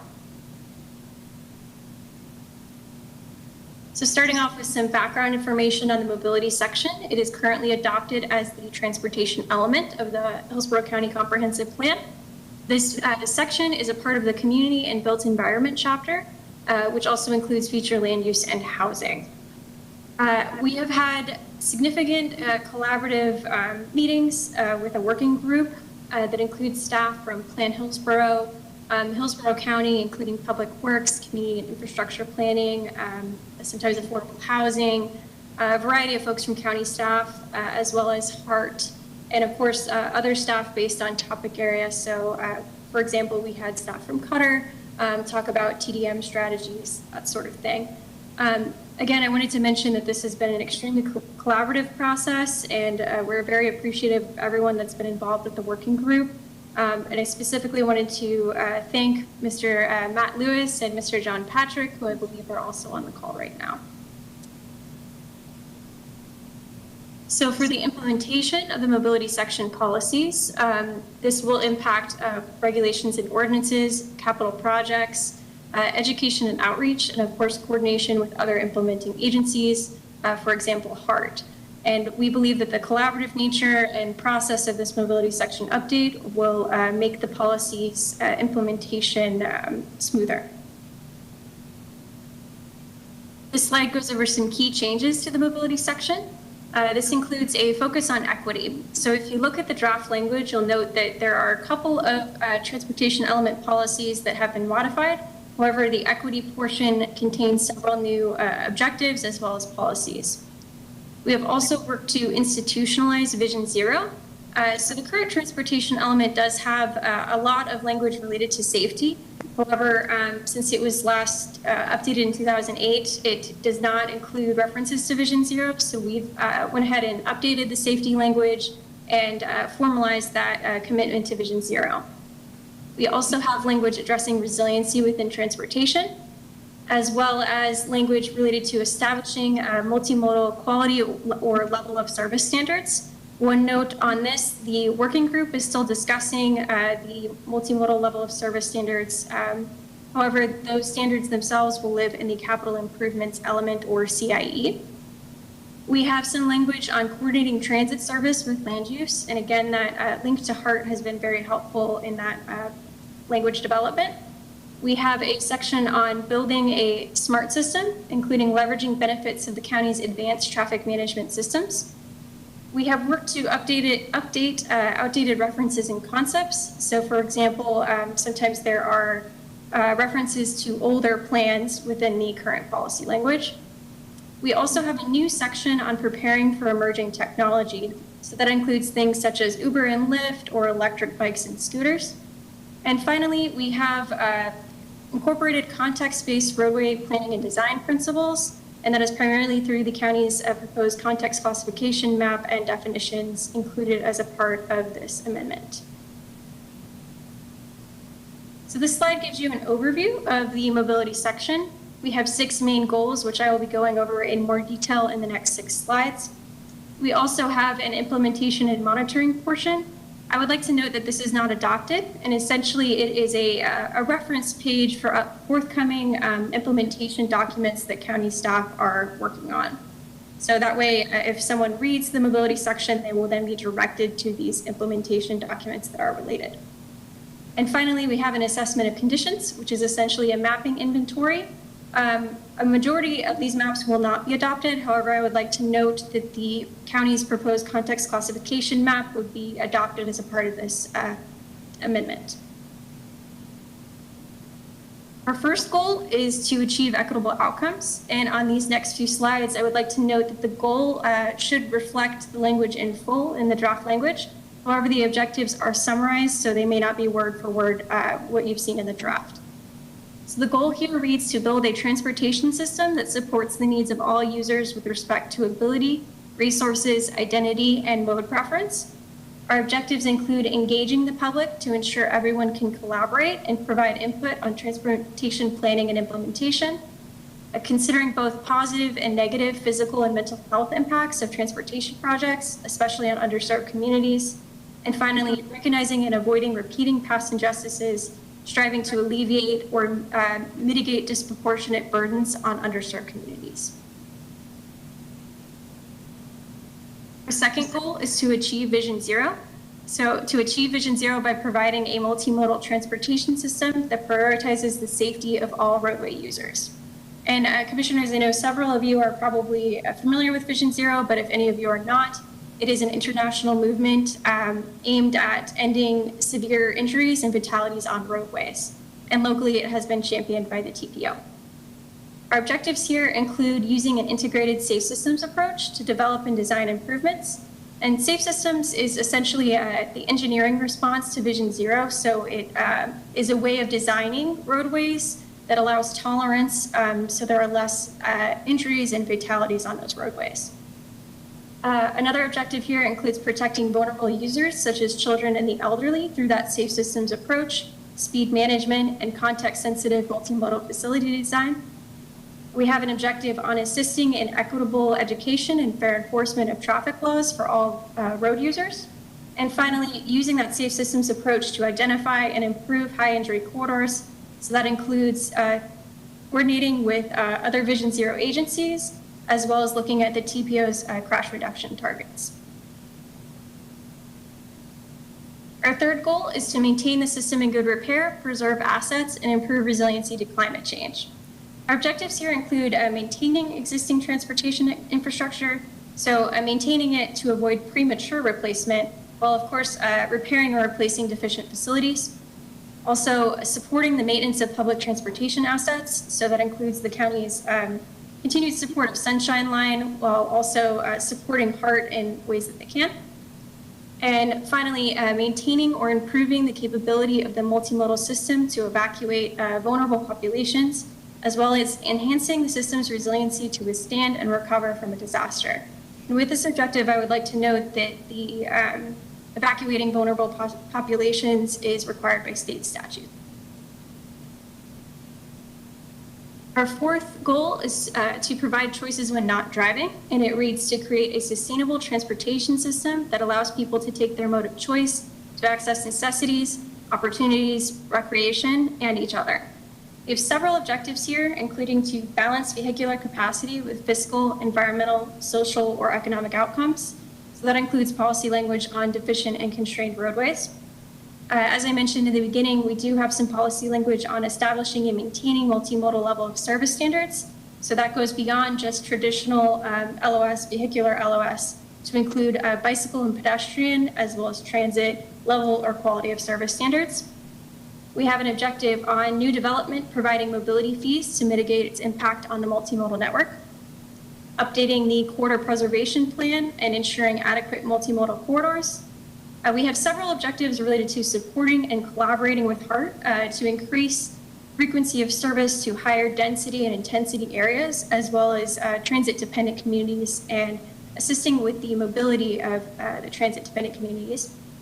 And finally, building a comprehensive bicycle and pedestrian system for additional trip purposes, so trips beyond just recreational use. Our fifth goal is to build a smart system that utilizes technology and strategies to improve safety, efficiency, and reliability for all modes of transportation and to meet the needs of all users. Again, we have several objectives here, including addressing deficient roadways and safety of all users through enhanced traffic flow, and that's through technological strategies, as well as modernizing the county's traffic management center to monitor and optimize the multimodal system, increasing person trips and reducing vehicle miles traveled through transportation demand management. So that includes strategies such as shifting from single occupancy vehicles to carpooling and van pooling, or flex time or telecommuting, as I am right now. Also implementing comprehensive multimodal parking and curb space management programs. So looking beyond just vehicular parking to other forms of parking. And for curb space management, ensuring that if there is a high activity center where a lot of Uber and Lyft pickup or drop off or grocery delivery occurs, that is managed properly. Also pursuing corridor widening strategically only after lower cost alternatives have been considered. Improving multimodal connections to major military installations, tourist destinations, airport, port, ferry, rail, and intermodal terminals. And finally, as was mentioned in the beginning, we do have a new section on monitoring and supporting emerging technologies and strategies for transportation facilities. So this includes everything from Uber and Lyft to e-bikes and scooters, even to connected and autonomous vehicles. Our sixth goal is to ensure compatibility with context. So this reads to provide a multimodal transportation system that supports planned future land use, respects historical and cultural assets, supports the identity of the surrounding community, and protects the natural environment. We have several objectives here, including designing roadways appropriate to the future land use category that they go through. And this is primarily the context classification definitions and map that was provided by county staff. So if you're not familiar with context classification, as you can see the graphic on the top right here, it is a way of looking at the design of roadways based on the future land use that surround the roadway. So that could be anything from rural to suburban, different types of suburban to urban, and ensuring that the roadway matches the intended use around it. We also have an objective to minimize adverse impacts to residential and commercial neighborhoods and environmentally sensitive lands. So conducting corridor studies to ensure to measure the impacts of roadway improvements or projects. Protecting neighborhoods from adverse impacts of through traffic and speeds while providing reasonable access to and from those areas. And finally, constructing complete streets to achieve safety, comfort, aesthetics for all expected users and modes. As I mentioned previously, we do have an implementation and monitoring section. This will link to guidance documents and standards that are forthcoming. As you are aware, we're in the July cycle of plan amendments with the mobility section of the comprehensive plan. This is providing a framework, if you will, a vision for some of the other documents that county staff are working on, which include the Complete Streets Guidebook, the Transportation Design Manual, the Transportation Technical Manual, and the Corridor Preservation Plan. I would like to note that the Corridor Preservation Plan they are just beginning work on that. I don't believe that they have selected a consultant for that work yet. We do have a mobility section project page where you're able to review the draft language, see what's new versus existing, and compare the existing adopted language with the proposed. That would primarily be through our what we call crosswalks, which are available at the bottom of the project page. We also will be posting previous presentations such as this one and other background information. We have had our first virtual public meeting last Thursday, September 9th. That was from 4 to 5 p.m. We'll be having a second one on September 23rd from 6 to 7 p.m. To ensure that folks are able to attend at different times. Again, those are recorded and will be available on the project page if anyone is not able to attend but is interested. We do have public comment available on this mobility section project page as well. The public can go on and review the language and submit comments to Rich and I. We will also be coming back to you on November 8th for a public hearing. And again, this is the link to the webpage. And I would also like to note, as far as public outreach, that we have been conducting extensive outreach to get the word out about the mobility section. I have gone to several TPO committees and have plans for other presentations to get the word out. Ladies and gentlemen, this concludes my presentation today. I'm available to answer questions along with Rich, and I believe that county staff are on the call as well. Thank you. All right. Were there any comments or discussion from the commissioners on this item? Yes, Commissioner Kress. Katrina, I didn't particularly notice it, but is fleet electrification part of kind of a smart city type approach and doesn't need to be called out individually, or was there any discussion around that? I'm sorry, can you repeat what that was? I was wondering about the electrification of fleet, whether that be, personally owned vehicles or buses, et cetera, if that was discussed at all, or if it would just kind of fall under one of the other categories. We do have some policy language related to electric vehicles. And that is included under that emerging technology section that I discussed, but we did not get into that as much in terms of electric buses with HART. Okay. All right. Thank you. Any more comments or questions from the commissioners on this item? I did have a couple comments on this item myself. I have a little trouble. I've read through this document. I have a little trouble. I've spoken about this kind of issue that I have in the past, this kind of mixing, this creep of TPO policy, federal legislation upon this independent agency. When we start this presentation by saying we're institutionalizing Vision Zero, which is a program of the TPO, which is a separate entity from our own with a separate focus, scope, and purview, it starts to worry me because the TPO's work is done predicated based on population density. And the TPO's work also goes across borders, doesn't it? Doesn't the TPO also kind of deal with, in a way, things going on in Pinellas and the metropolitan area, or is it just tied to Hillsborough County? No, the TPO here just has the jurisdiction of Hillsborough County.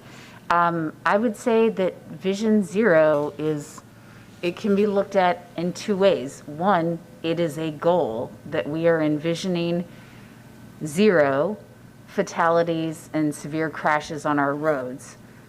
It can also be looked at as a program of activities that are done that are educational and things of that nature.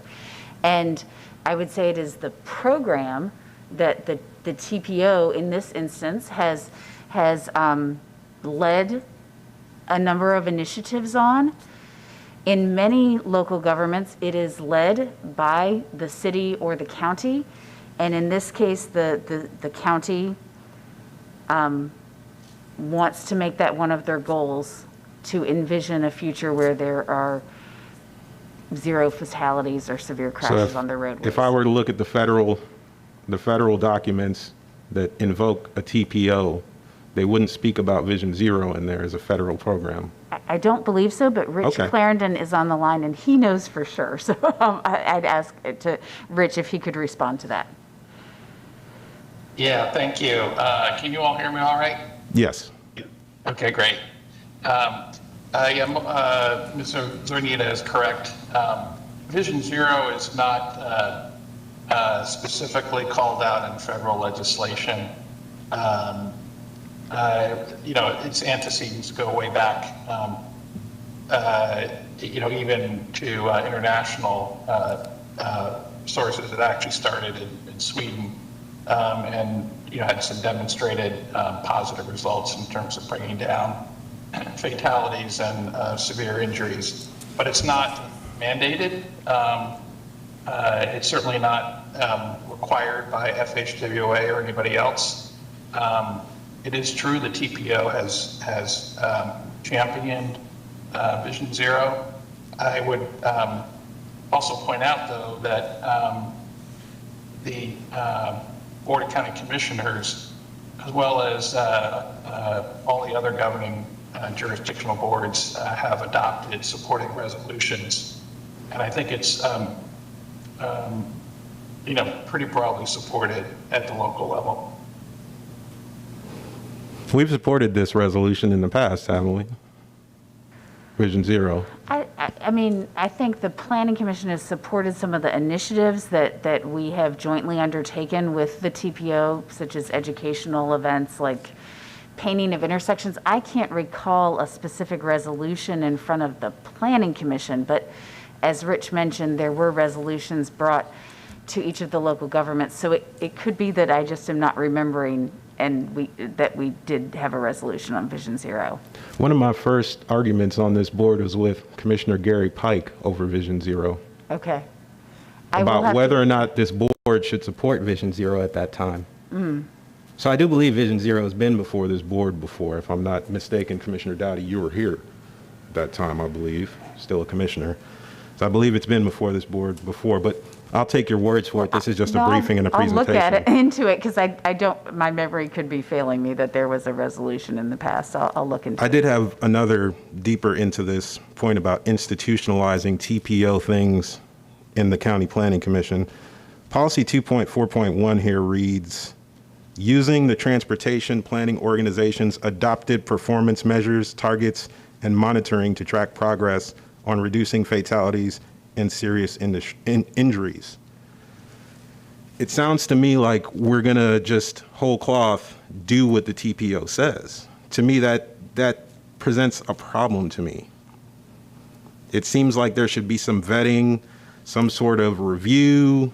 And when I look back at the original objective, because right after that portion that I read, it points back to Transportation Objective 1.3.0 in the original document. When I go to 1.3.0, it reads, improve transportation system safety for all modes by reducing the countywide accident rate at least 5%. Transportation safety performance shall be assessed prior to the adoption of MPO's long-range transportation plan. So even in the original document, it sets the Planning Commission up to be a checks and balances on what goes on, not just a rubber stamper. So to me, this seems like a flipping of that.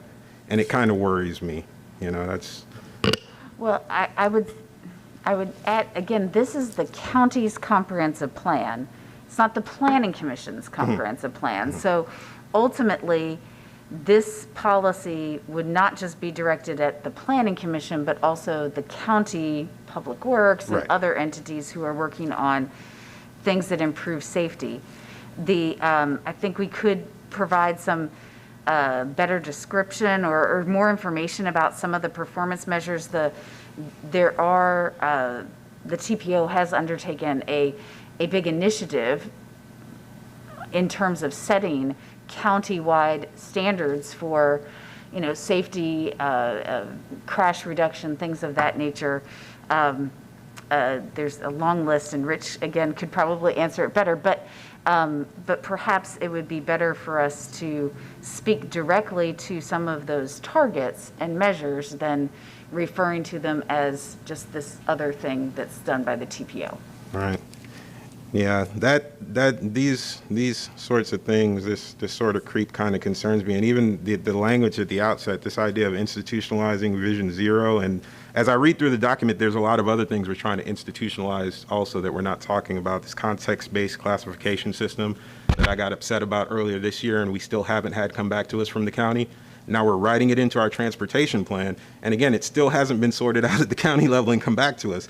So these sorts of things kind of worry me. You know, I mean, I feel like we're starting to get the cart before the horse a little bit. We're also institutionalizing this idea of safe systems, this safe systems approach. And I'm sure we'll hear more about that as we go forward. But it seems like a grocery list, like a wish list here that's going in. And it kind of makes me a little nervous. So I'm going to be looking to hearing a lot more information in detail about these specific things, about how they're going to impact, you know, our agency, about how they're going to impact our agency's independence going forward, and trying to keep those things really clear. So I just wanted to make the note that going forward, I think those things need to be hashed out a lot better, and those distinctions between the entities should be kept clear. I mean, in a way, I feel like, you know, our focus here at this level is largely the county. We have to keep an eye on Plant City. We have to keep an eye on Temple Terrace.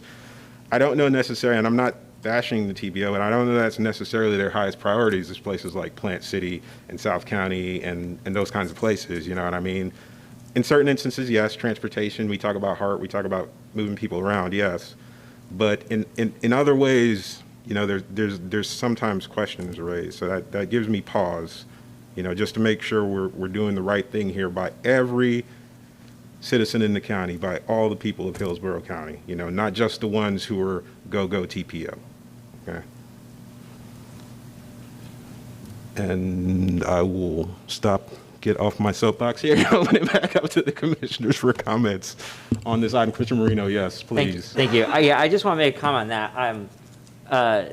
The Vision Zero thing, even back as far as, 5-6 years ago, I don't think many people in this area knew or understood it just because it was new to us. Even the way FDOT uses it, it's sort of driving down to zero. They don't use the term Vision Zero. So, it's to me, it's aspirational, but I do want to speak on the context and the context classification. My own personal thought is, I think that is critical for us because when you're provided evidence or when you provide information to decide if something is consistent or inconsistent, the classification of a road has to at least comes into play for me. And I think we saw it with the school presentation, especially where you have an area that is rural and becoming suburban.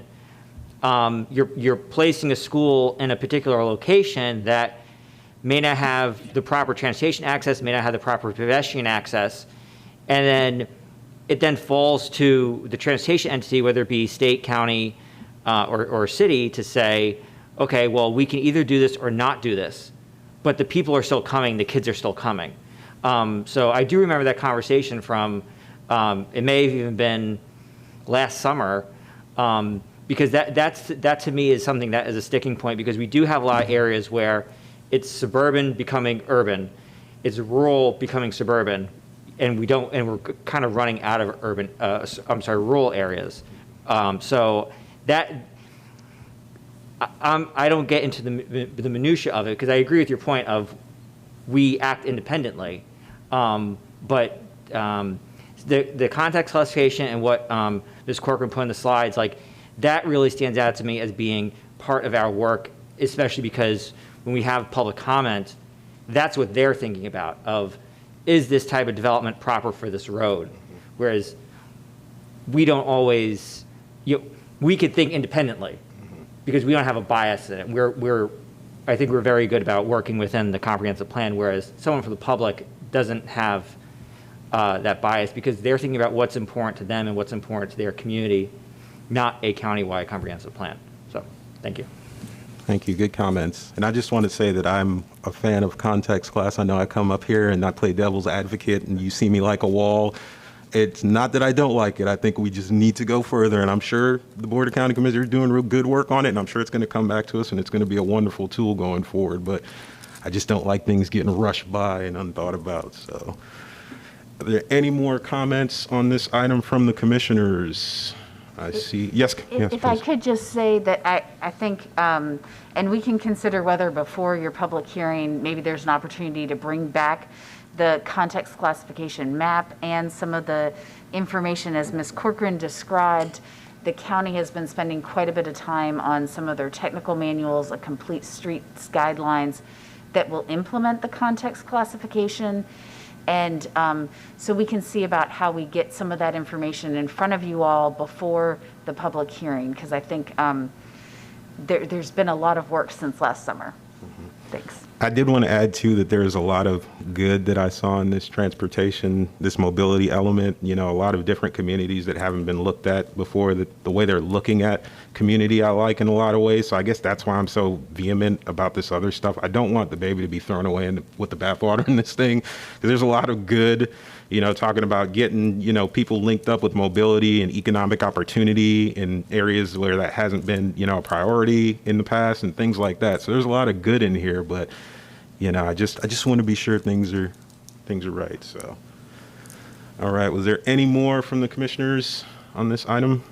All right. Not seeing none. Excuse me, Chair. Yep. Joseph? Please, go ahead. I just wanted to add, this is Katrina Corcoran, back to Commissioner Kress's first point. I did look up the specific policy. If you look at objective 5.7, that's the emerging technologies objective, and then the policy related to electric vehicles is 577. So policy 577. So I just wanted to point that out to be a little bit more clear in my response. Thank you. Thank you. All right, thank you for the presentation, and we will move on to our next briefing item, which is, where am I? All right. Hccpa 21-17 Orsley Drive and Kings Highway Road Future Land Use Map Amendment, and the presenter is Andrea Papandrew. Good afternoon, Commissioners. Give me 1 second, I'm going to share my screen.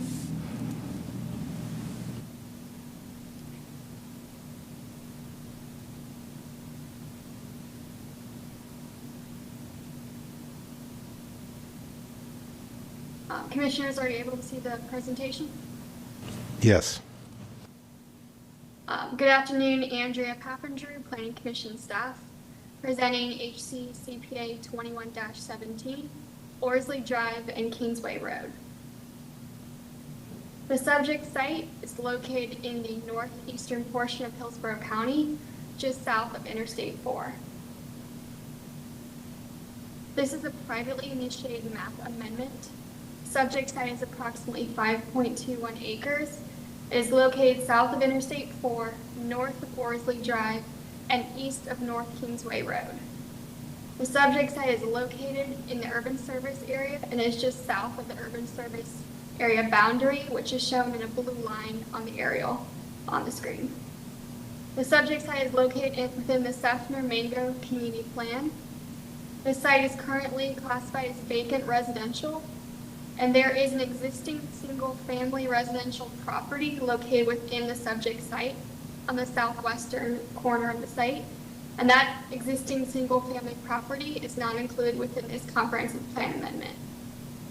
Surrounding land uses for the site include vacant residential and single-family residential to the north, east, south, and west. In addition to the west, across Kingsway Road is the Higginbotham Park and the Burnett Middle School. And in the northern portion, there is some county Department of Transportation right-of-way. The adopted future land use category is residential 4. Residential 4 surrounds the site on the east, west, and south. Further southwest of the site is the public, quasi-public land use category.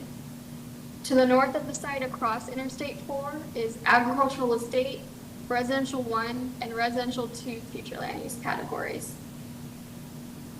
The proposal before you today is to change the site to residential 9. For potential impacts, the current residential 4 future land use category would allow a maximum density of up to 20 dwelling units and a maximum intensity of up to 0.25 FAR or 175,000 square feet. The potential residential 9 future land use category would increase the density to 46 dwelling units for the site and a maximum intensity of a 0.50 FAR. The commercial square footage would remain the same at 175,000 square feet. Any non-residential development over a 0.35 FAR must be for office or residential support uses and not retail.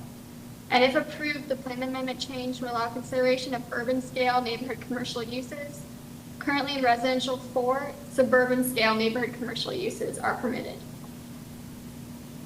That concludes my presentation. I'm available for any questions. Thank you.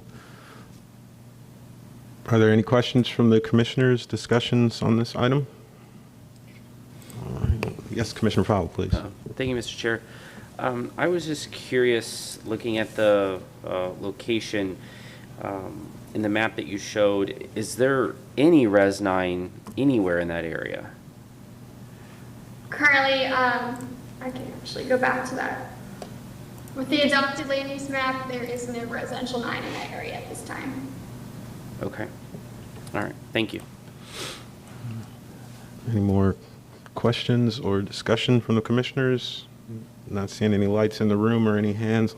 Oh, nope, not seeing any hands online. Well, thank you for the presentation and move on to our next item.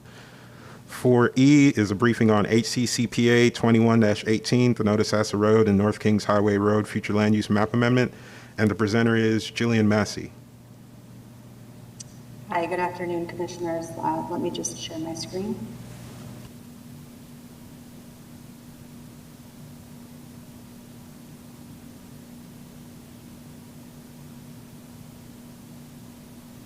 Can everyone see my presentation? Yes, we can. Yes.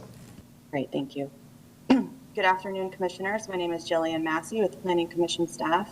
I'll be presenting a briefing on application HCCPA 21-18, Bonatosassa Road and North Kingsway Road. Here's a location map of the plan amendments this cycle. HCCPA 21-18 is in northeast Hillsborough County in the Bonatosassa area on the south side of Bonatosassa Lake.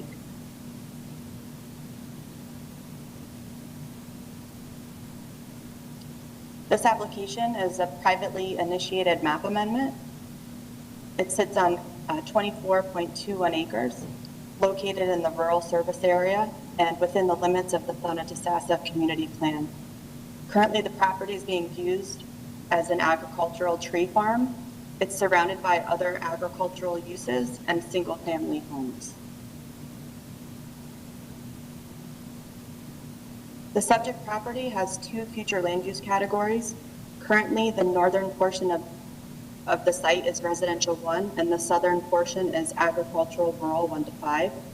Surrounding the property, the future land use categories are agricultural rural 1 to 5 to the south and east, residential 1 to the west, residential 2 further southwest, and residential 6 further northwest.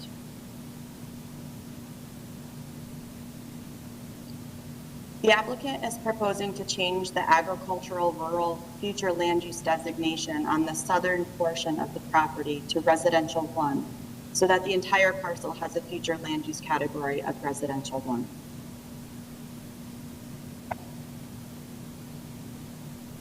Since there is already residential 1 future land use designation on part of this property, there will be no changes in potential uses on the site.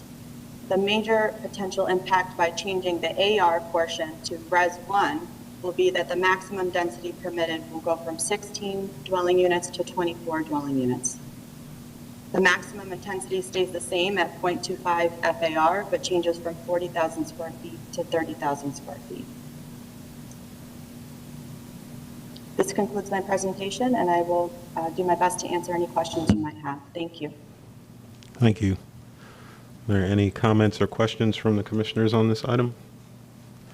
Not seeing any in the room or online. We will thank you for the presentation and the information and move on to our next item. It's a briefing.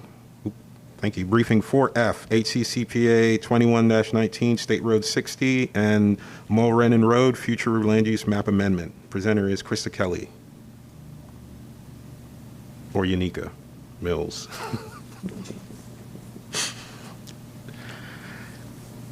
Can you all see the presentation? Yes.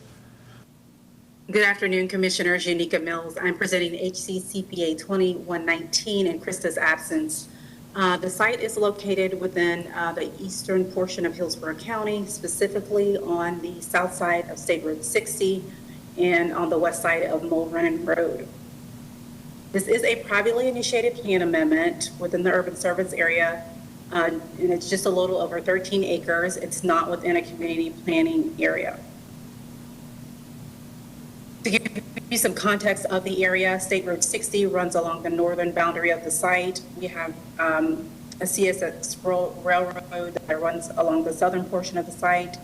Mulrenin Road runs along the eastern portion of the site. Some of the uses in the area, we have a mobile home park that's east of the site, as well as some light commercial uses to the northeast of the site.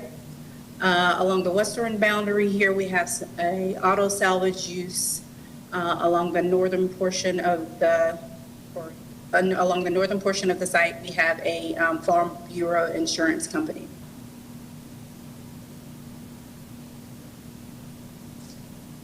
Currently, the future land use designation of the site is residential 9 within the northern portion and residential 4 within the southern portion of the site.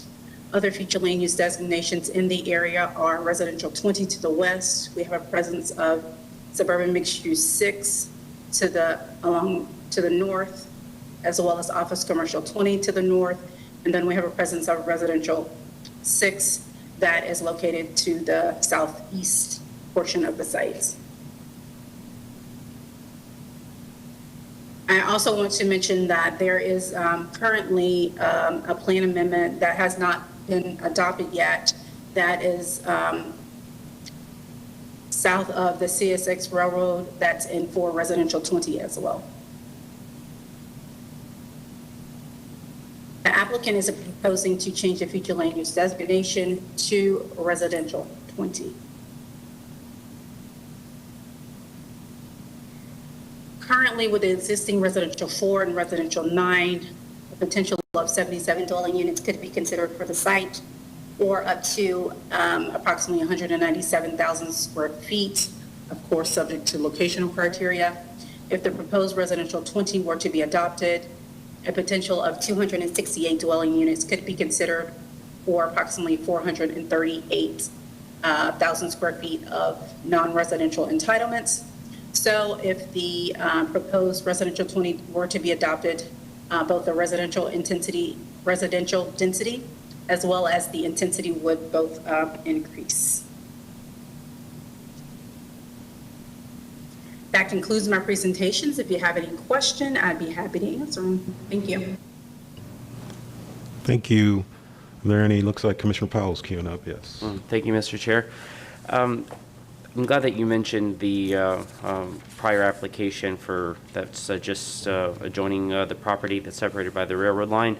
Will that rezoning be going before the BUCC before this comes back to us? I'm just curious. That will go to the BOCC on next month. And it will be back before you all. They're actually going to happen in the same month, probably a few days apart. Let me double check the dates and get you the exact dates. I do. Hold on one moment.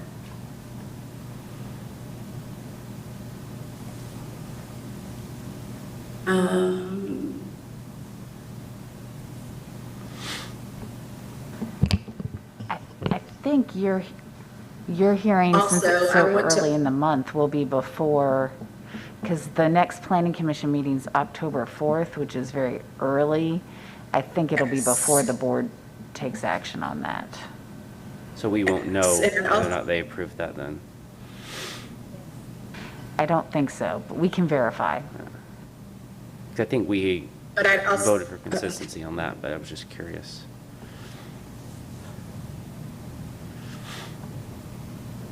Yes, I was just going to also mention that the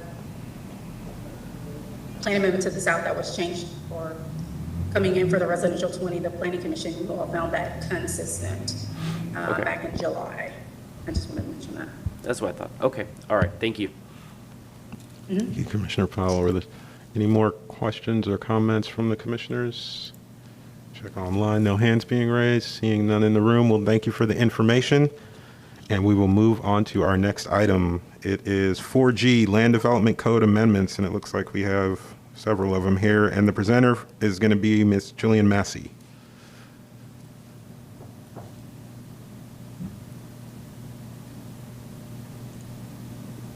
Good afternoon, Commissioners. This is Jillian Massey with Planning Commission staff. This is the Land Development Code Amendments, Round 2 for 2021. And I'm here to introduce Tom Hisney of Development Services Department, who will be making the presentation on this item. Thank you. Good afternoon, Commissioners. My name is Tom Hisney. I will be giving you a brief summary of the various amendments that are going through the process. I'll be assisted in this presentation by Israel Monsanto and Mike Williams of Development Services staff. Israel, if you could share the PowerPoint.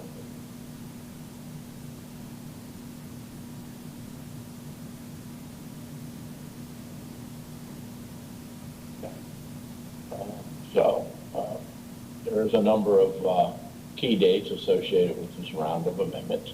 As you can see from the slide, there was a BOCC workshop on August 11th. Today is your workshop meeting on these amendments. Will be followed by a public outreach meeting, also another first public hearing from the Board of County Commissioners. And then these amendments will come back to you on October 4th for your review and a finding of consistency with comprehensive plan. And then the process will end with a second public hearing from the Board of County Commissioners in October, at which point they will decide whether to the amendments. We have 5 amendments today that we'll be discussing on various topics. What I'm going to do is go through a more detailed discussion of each amendment, and after I describe one amendment, I will pause for comments or questions from the commissioners before we proceed on to the next amendment. So first amendment I'd like to discuss today is 21-1044. This is an amendment to the Land Development Code regarding our regulations for wet zonings or alcoholic beverage permits, technically. And it's to reflect some recent changes in state law regarding the package sale of alcoholic beverages by certain food service establishments. Now, in our code, we have a number of existing wet zoning categories. They end with X, such as 2-COP-X, 4-COP-X, etc. These wet zonings prohibit package sales. They're limited only to on-premises consumption. However, in view of the state law that was recently adopted, that it will allow certain restaurants or eating establishments to have package sales under some very finite criteria in the state law, we felt it was good practice to go ahead and amend our code to state that even though these categories generally prohibit package sales, that with regards to certain eating establishments or restaurants, that package sales would be permissible in compliance with the state law and the licensing requirements for that. So this change is not across the board. If you have a wet zone category now that does not permit package sales, that prohibition will remain in place unless you are a restaurant that falls under these categories. And those restaurants are the ones that are like 2,500 square feet in size and some other things too. So available for any questions you might have.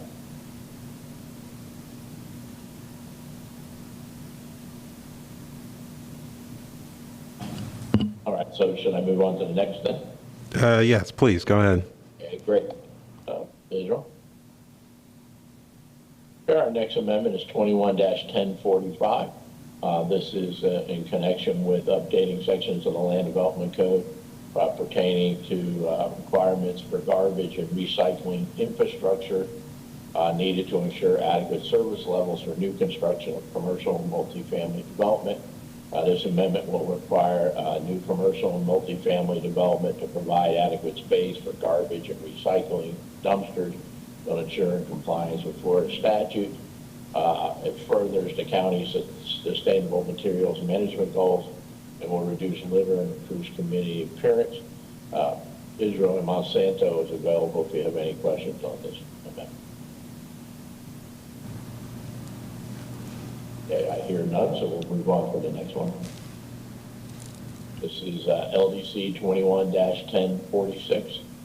This amendment will establish time limits for reopened or remanded public hearing applications. Currently in our LDC, the code says that once a application is scheduled for hearing, that it must actually go to hearing no later than 6 months after the original hearing date.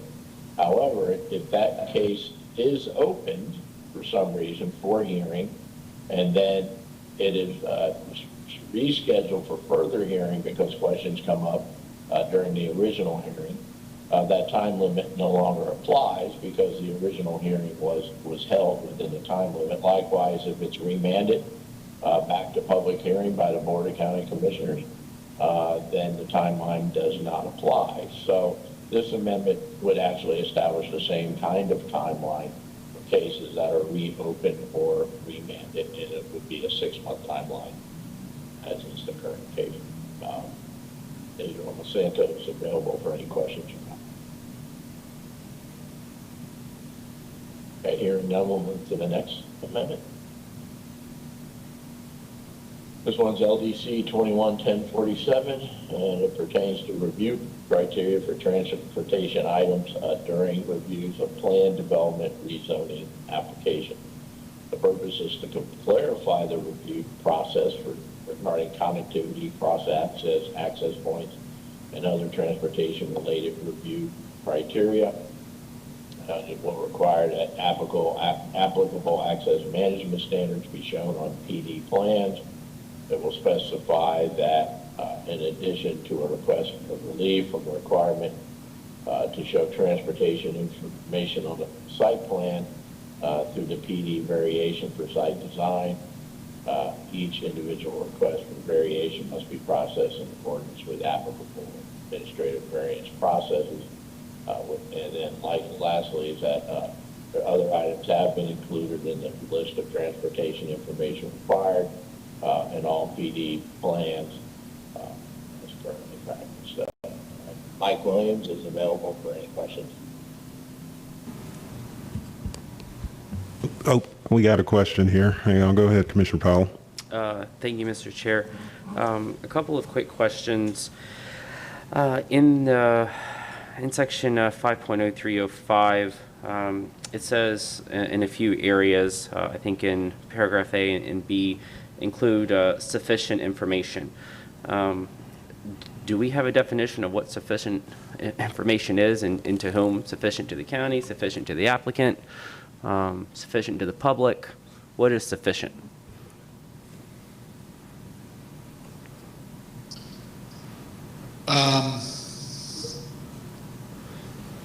Well, so I guess sufficient, you could say sufficient is what is necessary to demonstrate compliance with the code, whatever. So sufficient information might be, for example, if you show parking, then you need to show enough parking to demonstrate that you're complying with the code. Now parking's an example, you could have just a bubble plan and not show the detail. Maybe it's throat depth or some other, but it's really, you just need to be able to demonstrate that you can comply with the code with whatever details you're showing on your PD plan. Okay. Does that answer your question?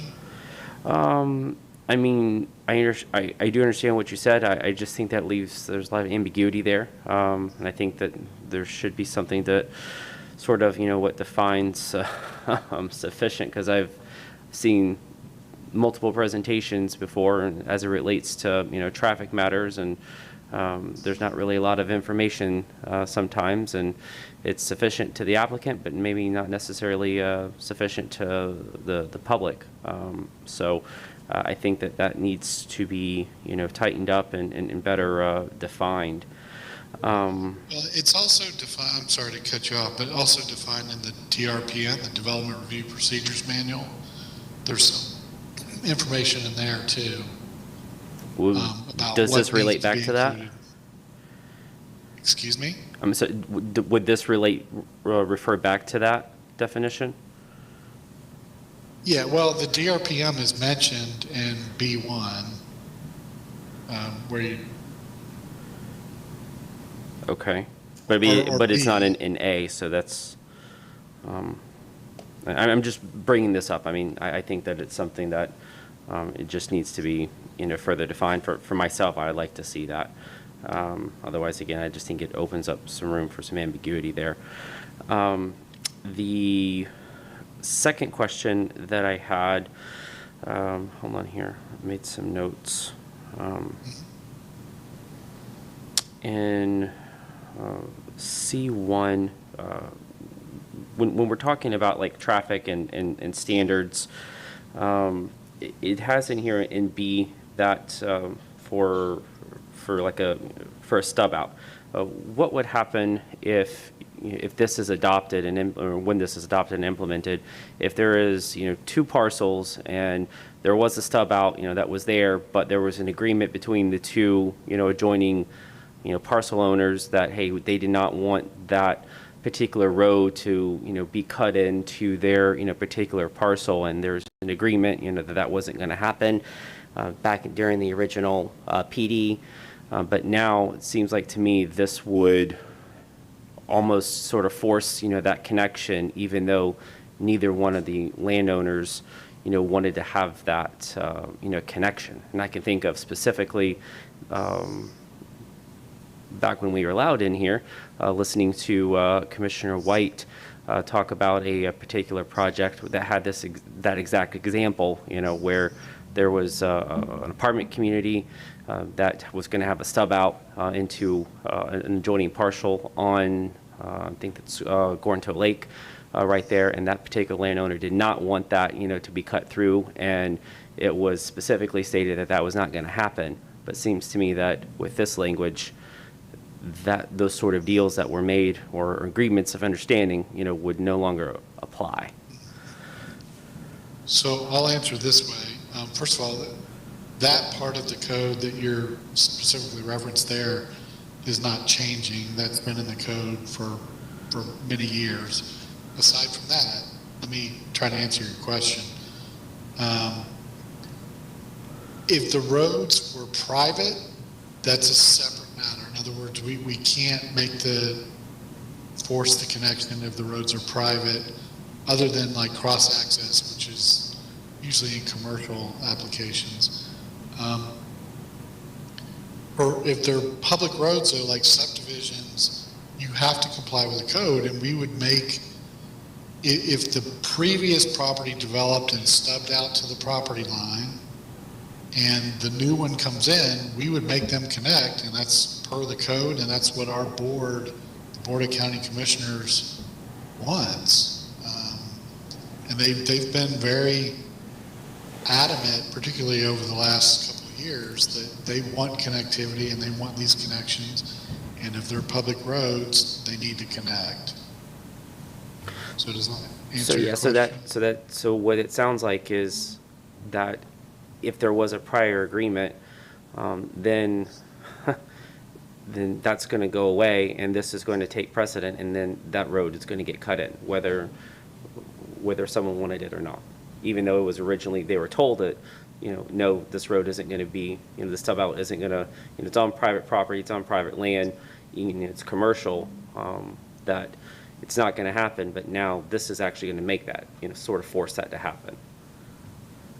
Yeah, I mean, that's the kind of thing too that when the zoning modifications go to the board, I'm presuming that the board would take those sort of things into account about whether they would require the connection or not ultimately. But from a staff perspective, we would say, assuming the roads are public roads, that you would have to connect. Okay. And then my last question, and I've raised this issue before to the board and to Melissa on a few different occasions. Will this somehow incorporate, and I know this is just specifically to PDs, but for when we were getting like traffic studies, that are being presented, are we going to be able to, is there going to be any sort of like minimum standard of information that's going to be provided, during that process? Well, if I understand your question, first of all, the traffic studies that we get today are different than the ones we got 10 years ago when we were doing concurrency, or 15 years ago. We are looking primarily at site access.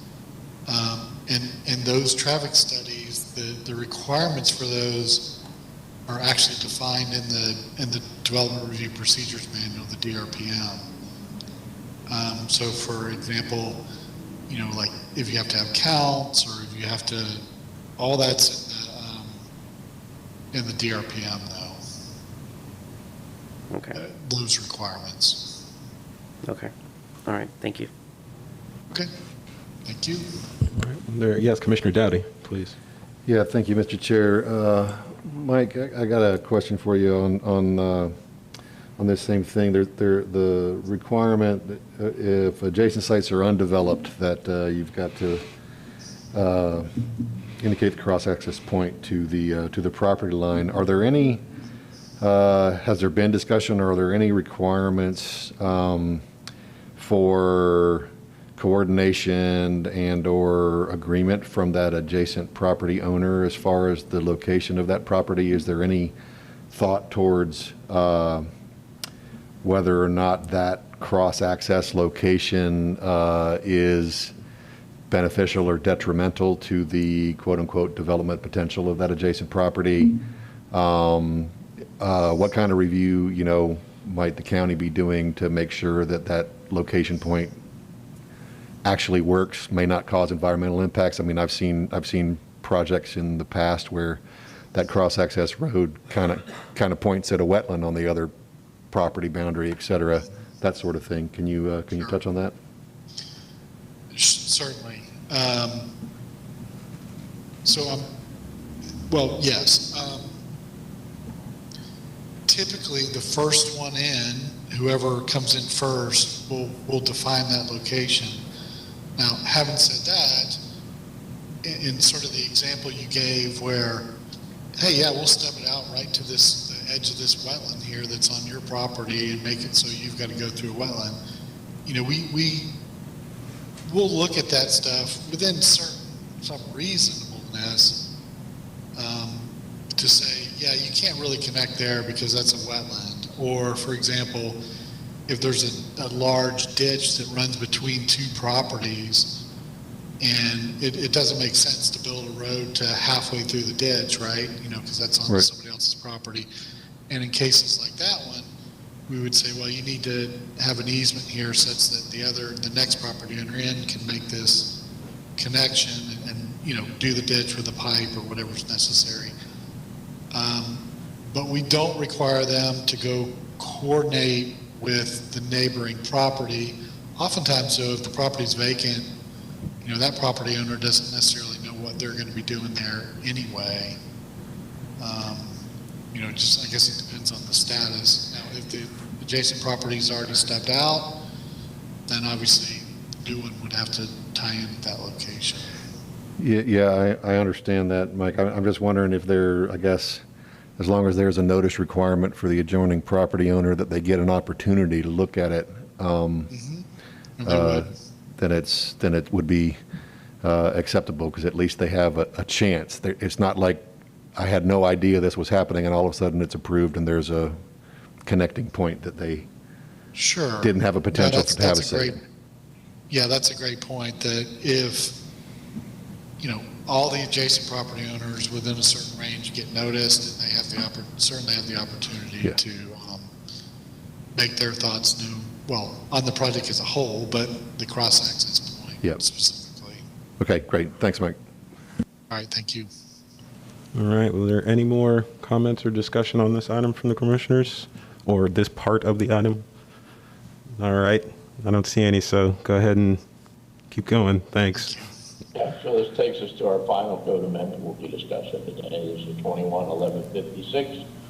This is to revise the regulations of the Land Development Code dealing with home-based businesses.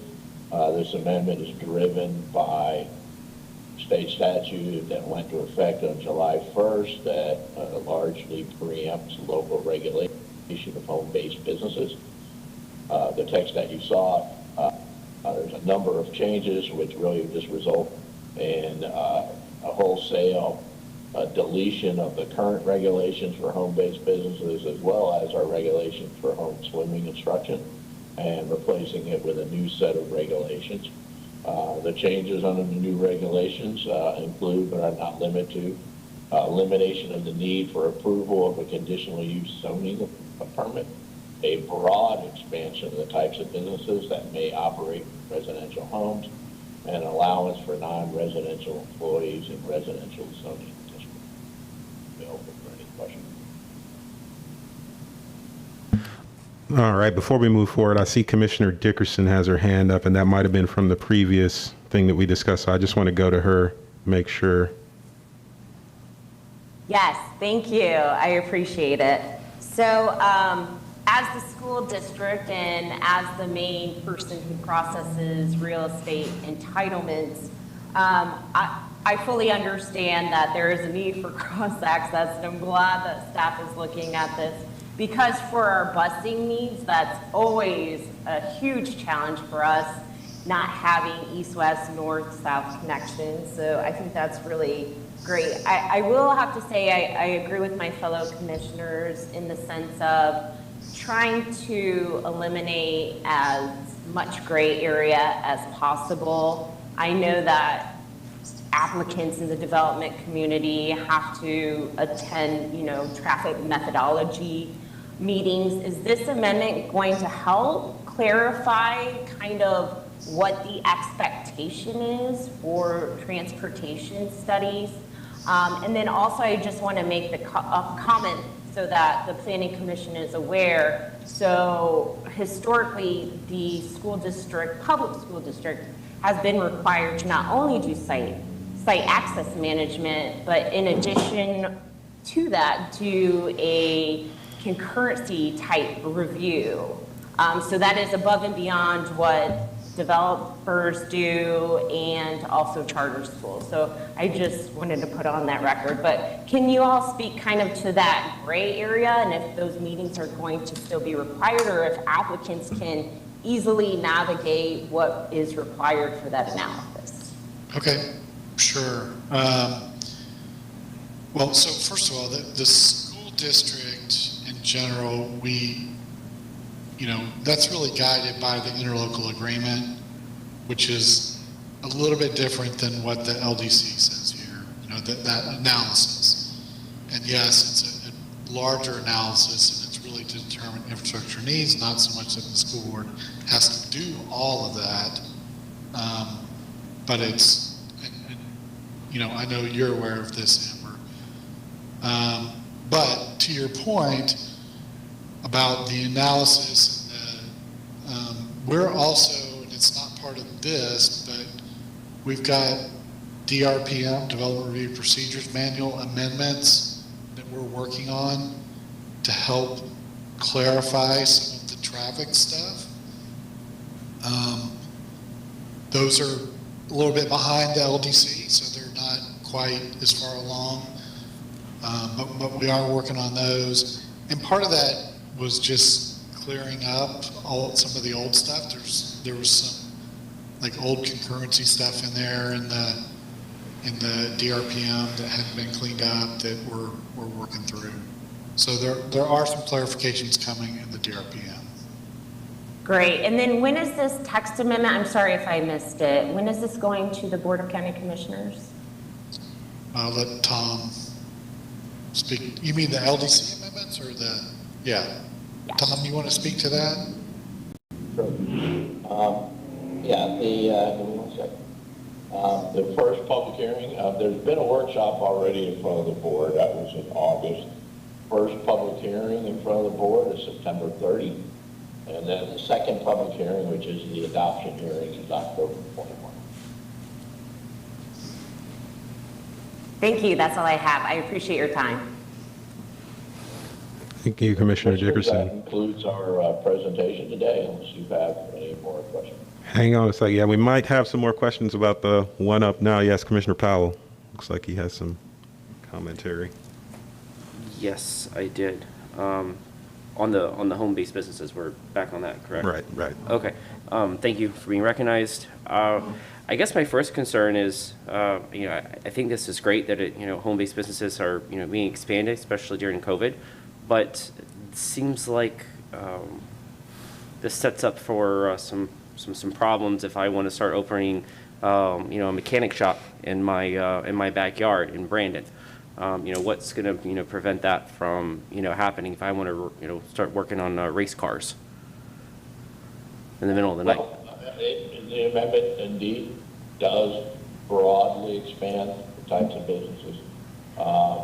There's not a lot of choice here for the county because this is state law that went into effect July 1st and largely preempts our regulation of home-based businesses. So we wanted to change our code to reflect that so we didn't have a lot of conflict between state law and our code. However, there are some limits that are on businesses. For instance, there is some general language that you'll see in the proposed amendment. It would be paragraph I, which talks about that home-based business, nothing will be allowed which is offensive or obnoxious by reason of provision of odors, liquids, gases, dust, smoke, vibration, or noise. There's also limits that you'll see, for instance, in paragraph E, dealing with the parking and storage of commercial, industrial, and agricultural vehicles, equipment, and machinery. Those are still subject to the requirements of the code. So it is not entirely carte blanche. The state law, includes some limits dealing with parking of vehicles, other types of things. Changes to the residential structure, they're required to be consistent with the appearance of the neighborhood. But yes, I think at the end of the day, there may be some challenges dealing with code enforcement, particularly since you don't need a zoning permit up front for a home-based business, such as currently the case. I guess I haven't actually seen that state law, so I can't really speak to it, and I don't know how it reads. But I just I would imagine everyone's thinking the same thing I'm thinking. This is going to be going to open the floodgates. I'm sorry, excuse me. It just seems like this is going to open the floodgates, and I don't know how this is going to impact those who are in a home that's in a homeowners association, where there's covenants and restrictions, as well. Can you answer that or speak to that? Zoning, even currently, regulations in the land development code are independent of deed restrictions. The county plays no role in enforcement of deed restrictions, and county regulations historically and now don't obviate deed restrictions, but it is up to the HOA to enforce deed restrictions. So I live in a neighborhood with deed restrictions. My neighborhood has deed restrictions which don't reflect county code, and it's entirely up to our HOA to enforce those deed restrictions. And so deed restrictions don't obviate county code, and county code does not obviate deed restrictions. Okay, so if you live in an HOA, I don't have to worry about junkyard, Sanford and Son being in my my neighbor's house. Well, I would say that just as today, if there's regulations in your HOA, your deed restrictions, that don't coincide with county regulations, then yes, those deed restrictions will still remain in effect, but as of just like today, it's up to your HOA to enforce them. But this isn't going to supersede that, I guess, is really what I'm getting at. I just wanted to make sure. Okay. All right. Thank you. All right. Was there any more comment or discussion from the commissioners? Let me make sure no one's got their hands up. Not seeing any lights in the room. We will thank you for all the presentations and the information. Ms. Massey, Mr. Hisney, Mr. Monsanto, and Mr. Williams.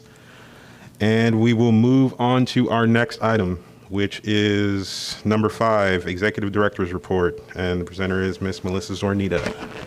Good afternoon, Melissa Zornita. I emailed out my Executive Director's Report yesterday evening. Hopefully you all received that. A couple of things that I wanted to highlight. A couple of weeks ago, several of you all, as well as several staff, attended the APA Florida conference in Miami.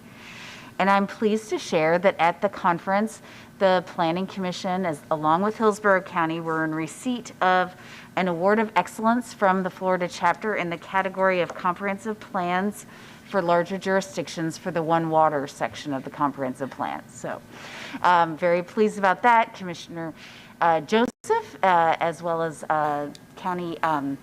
Assistant County Administrator George Cassidy. We're in a short video that we got to share with the attendees. So very, very proud that effort received that recognition.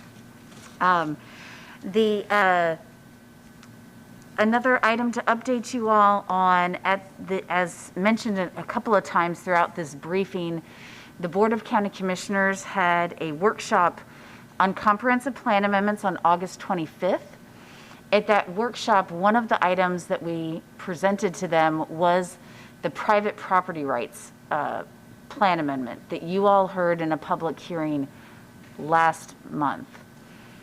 The Board of County Commissioners, it directed our staff to bring back a different version of the private property rights element that follows a model that was put together by Thousand Friends of Florida, which is a growth policy environmental agency statewide.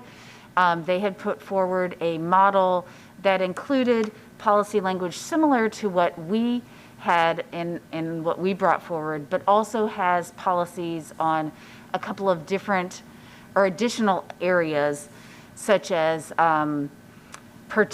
citizen participation in the processes that govern land development activities and things of that nature. So this put us in an interesting position because, and I'll probably make sure we never have you all take action on something before a workshop with the BOCC again, because now we need to bring this back to you all for action on this alternative version. Basically, they said, bring us back both versions. We want the Planning Commission to have reviewed both versions for consistency with the comprehensive plan, and then we'll decide what we want to do with it. So at your October 4th meeting, you will have a public hearing on this alternative version of the private property rights element. It's a bit unusual, so I wanted to explain what will be happening. And I'd be happy to answer. Let me ask a question. If we kick out this one that comes back, does it like revert back to the first one that we sent, or how does all that work exactly? No, we would just present to the board that alternative A was found consistent by the Planning Commission and alternative B was found inconsistent by the Planning Commission. And they'll do what they want. Yeah. Commissioner Dix, please. Thank you, Mr. Chairman. So on the alternative set of facts they're asking us to review,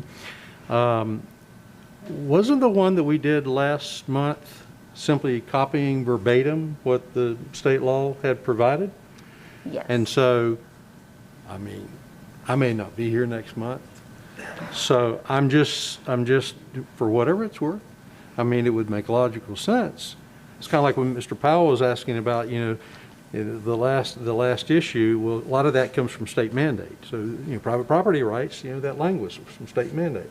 And so now we're going to be presented with an alternative set of facts to review to compare to the first facts that we found to be consistent. I just want to make sure I'm understanding that right. Yes, what I would say is that the version B, we'll call it, that has an objective and policies that are almost identical to what you were presented. What it has in addition is objective 2 and objective 3, whereas we had stopped with just what was mandated. This adds additional language on top of it. I would just caution us to not try to recreate things, and that the legislature, I don't know if they went out of the way in creating the property rights language, but to keep it simple, to keep it simple as we that had been the advice that we had received from the Department of Economic Opportunity, particularly given the fact that the legislation that was passed has this provision that until this is adopted by the county, none of the other plan amendments that you heard tonight that are in the pipeline can move forward to adoption. Or if they do, they run the risk of being appealed. So that is part of why we were trying to expedite the process and keep it simple. And certainly Mr. Hudson, in his presentation to the Board of County Commissioners, explained that, articulated that there would always be opportunities to come back later to add to the element once we had some time to vet some of those additional suggestions. But this was the direction we were given.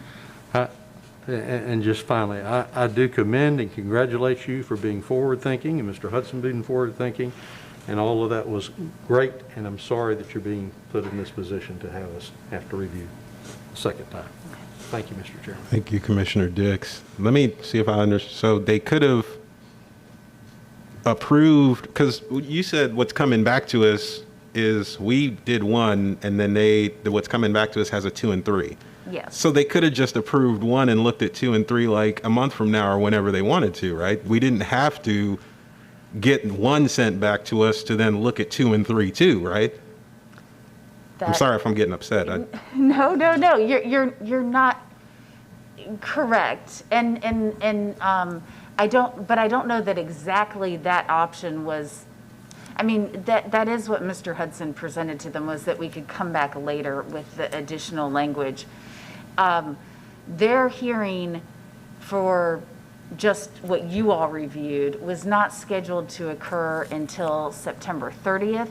Okay. So they saw that you all had this meeting, and we could have brought it to your hearing tonight. Okay. Unfortunately, we would not have been able to meet the notice deadlines Okay. for that.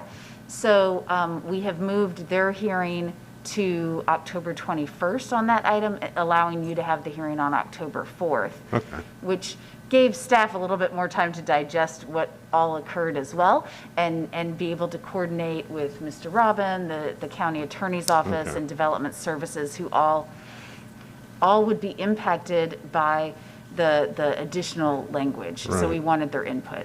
All right. I just want to make sure we don't send, 2 and 3 back and then they kick it back with 4, 5, and 6 like this is some kind of tennis match and game we're playing. If that's what's going on, then that needs to be stated clearly and, dealt with. So, but that doesn't sound like what happened there. So I just wanted to be clear Right, on and that. I will say, I thought it was great that they wanted to make sure that any additional language was Right. reviewed by Right. you all. Right. So I thought that was an important part of the process that Okay. wasn't getting circumvented. Okay.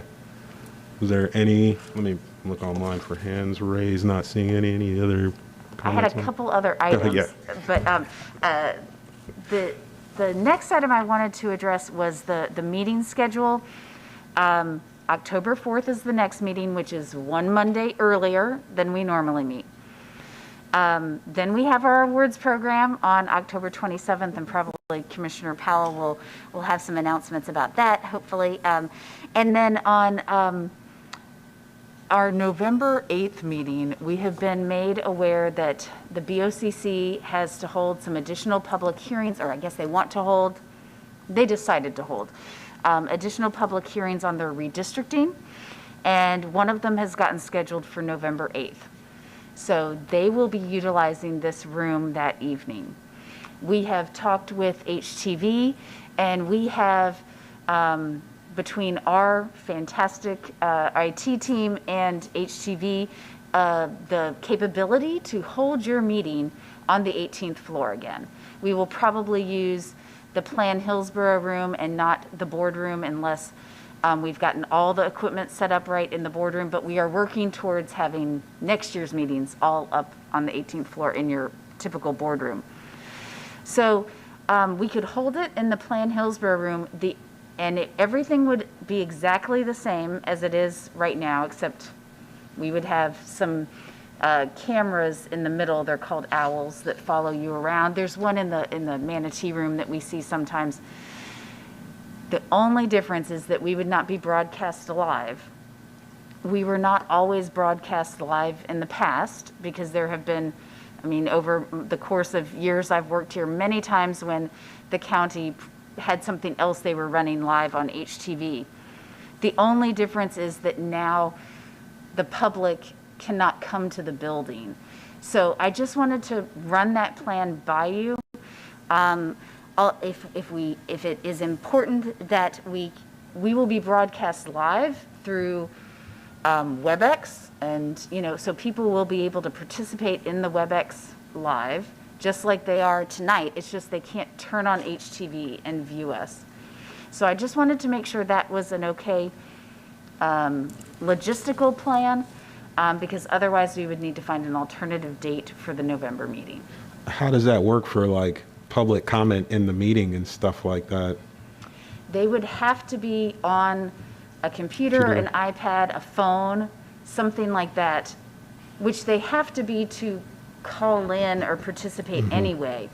It's just if somebody like if tonight somebody happens to flip on HTV and want to watch it, honestly, they can't join at that point anyway, because the public comment gets locked before the meeting. So it's just that they would have to watch the recording. It would be recorded, and HTV would air it at other times, just like they do your meetings now. And the people on the computers or phones, they would still have full audio of everything going on, like, okay, Yes. that's, okay, all right. Yes, they would.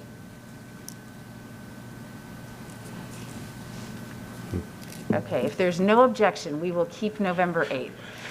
And we'll be working towards, I think this will be the first step towards us getting back on the 18th floor and being able to have the second Monday always as our meeting date going into the next calendar year, unless it happens to fall on a holiday, which, but we'll get you the calendar for next year in the next month or two. Are we really going to be able to get back into the dais room, or are we going to end up going back into that planned Hillsborough room again and again and again? Well, facilities is based on the conversations we had last week, assessing how many people they can put around the dais in the Planning Commission boardroom. I believe we could also have some tables on the floor if we need to make kind of like a, what is that, a U with a, if we did not have room for all 10 of you around the dais. But right now we have 14 seats around the dais, because it includes seating for Ms. Dickerson and Mr. Rodriguez and Tracy and myself. So again, if we put some of those seats on the floor, I think we might be able to accommodate it. The nice thing about the Planning Commission boardroom is it has HTV cameras that can move and follow the proceedings much more clearly than some of the other cameras can. And can I ask a little bit of a bratty question, which is typical of me at this point? It's been like a year and a half since this COVID thing's been going on, and we've been down here. Like, why is all of a sudden, I mean, shouldn't facilities maintenance be, why is it taking, why do I have to ask the question, will we be back in our room? Like, what have they been doing all this time? Well, I think they understood that it was your preference originally a year ago to have more space and air and utilize this boardroom when we could. And we had thought we had worked out a calendar, at least through the end of the calendar year, that allowed for that to occur.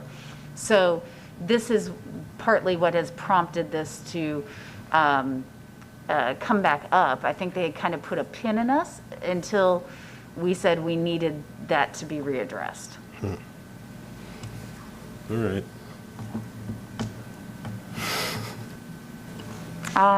Okay, so with that, the last item on my report is the letter regarding the county appointees, which Commissioner Bernstein made some wonderful edits to. And I think we just would need concurrence that you all are okay with proceeding with sending that version. I concur. So moved, Mr. Chairman, and excellent revisions, Commissioner Bernstein. I make a motion that Mr. Bernstein rates all my letters. I'm voting against that motion.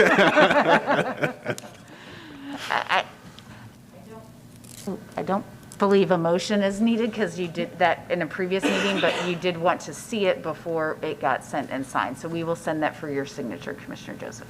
Thank you. Thank you.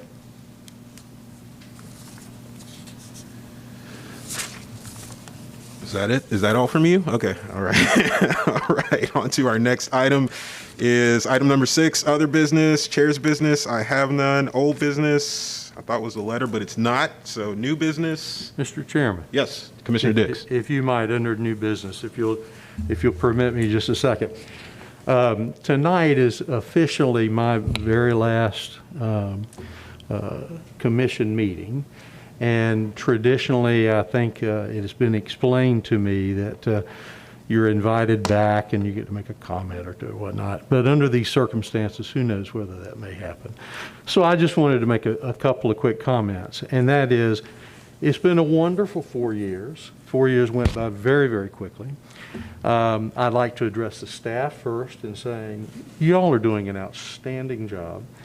I have been so impressed, particularly with this department's longevity of staff. And it shows that you create a great work environment, that people love to come to work, and I commend you for that. And I'm so thankful for it because, as we all would recognize, the longevity of those folks, there's some institutional knowledge there that is so important, and they remember so many things. It's like Shawn College tonight, you know, he was handling the water issue, and he's done that. He's handled every water issue that I've known for the last 4 years. So I'm not singling him out. I'm just using that as an example. And I hope you'll continue in that vein and encourage people to stay. And I think that's great. And I think it's important, too, for us to remember that so many of them, I don't know about all of them, but so many of them live in the county. And they live, you know, and they're going to suffer the consequences of what we do. So they're very passionate about what they do. They're not just doing it as a job. And I know that when, you know, I was over there serving as mayor of Plant City, that was one of the things I used to always drive home. I wanted the city manager to be living in Plant City. I wanted the chief of police to be living in Plant City. So they were vested in the community. And all of your staff, or at least most of your staff, are. And we have them from all over the county. You know, some in Plant City, some in South, some in, you know, and that's wonderful. So I commend you for that, and I'm so proud of them and what they've done. That rings true also of our attorney, Tracy Robin. He is outstanding, and I just wanted to make that comment. Not only is he a great lawyer with a great reputation, and so we can be proud to have him represent us, but I want to recognize the fact that, you know, you are doing it at a very cost-effective rate, and I appreciate that. You know, I'm frugal to the point of being a Ben Franklin, being a penny pincher, and I want you to know that I recognize that your service to this planning commission is both financial, but it's also out of the heart because you care, and you're very committed to it. Even when we couldn't meet in person and you were meeting up in North Carolina, you were staying focused on it, and I appreciate that. And I hope that you'll continue your service for many years to come. To my fellow commissioners, you guys are wonderful, and I so enjoyed getting to know you over the last 4 years. I have great respect for you. I know that you're committed in doing this. Everybody comes at this from a different perspective. Some, this has been a passion because it's part of your business. You know, Mr. Chairman, part of what you teach and your passion there. And everybody has different strengths. You know, as you come in, as we've seen by Commissioner Bernstein this evening, bringing his legal perspective, everybody has a different perspective and different abilities, and I've been so impressed with that. And I thank you for your service because these are long hours. And having served in elected office and appointed office now for 20 some odd years, I will tell you that these are some of the longest meetings that I've ever participated in. Yeah, I had a couple in Plant City that went, you know, close to midnight, and there was yelling and screaming, you know, about whatever. But these are meetings that go on for a long, long time, and it's, you know, almost habitual. So I appreciate your commitment. I appreciate the time you're putting into it. I would encourage you to do one thing. Whenever we get to a level of, you know, back to normal, so to speak, Mr. Chairman, you've done just a wonderful job at doing this because you've not only handled it as normal, but I mean, you went through handling it all virtually so well. I was so impressed with how you did this. But when you can, I would encourage you to have another one of those board retreats. And I will tell you that the great thing that came out of that board retreat that we had about a year and a half ago or whatever it was, not only was it a brainstorming of ideas where we could encourage staff, be bold, go out there and take initiative. Don't just wait to sit back to see how the county might tell you what to do. Be bold and take the initiative. Not only was it good in that, but what was so special to me was that it was long enough, because it was essentially all day long, that we had an opportunity to get to know each other. And with the Sunshine Law, and Tracy's always so good at pounding it home, right? But with the Sunshine Law, we were all perfectly in compliance, but it gave us an opportunity to sit down, with each other during the break and saying, how committed are you, Mr. Chairman, to be a college professor? Is that what you want to do? Or, you want to do something else? And Steve, tell me about your family.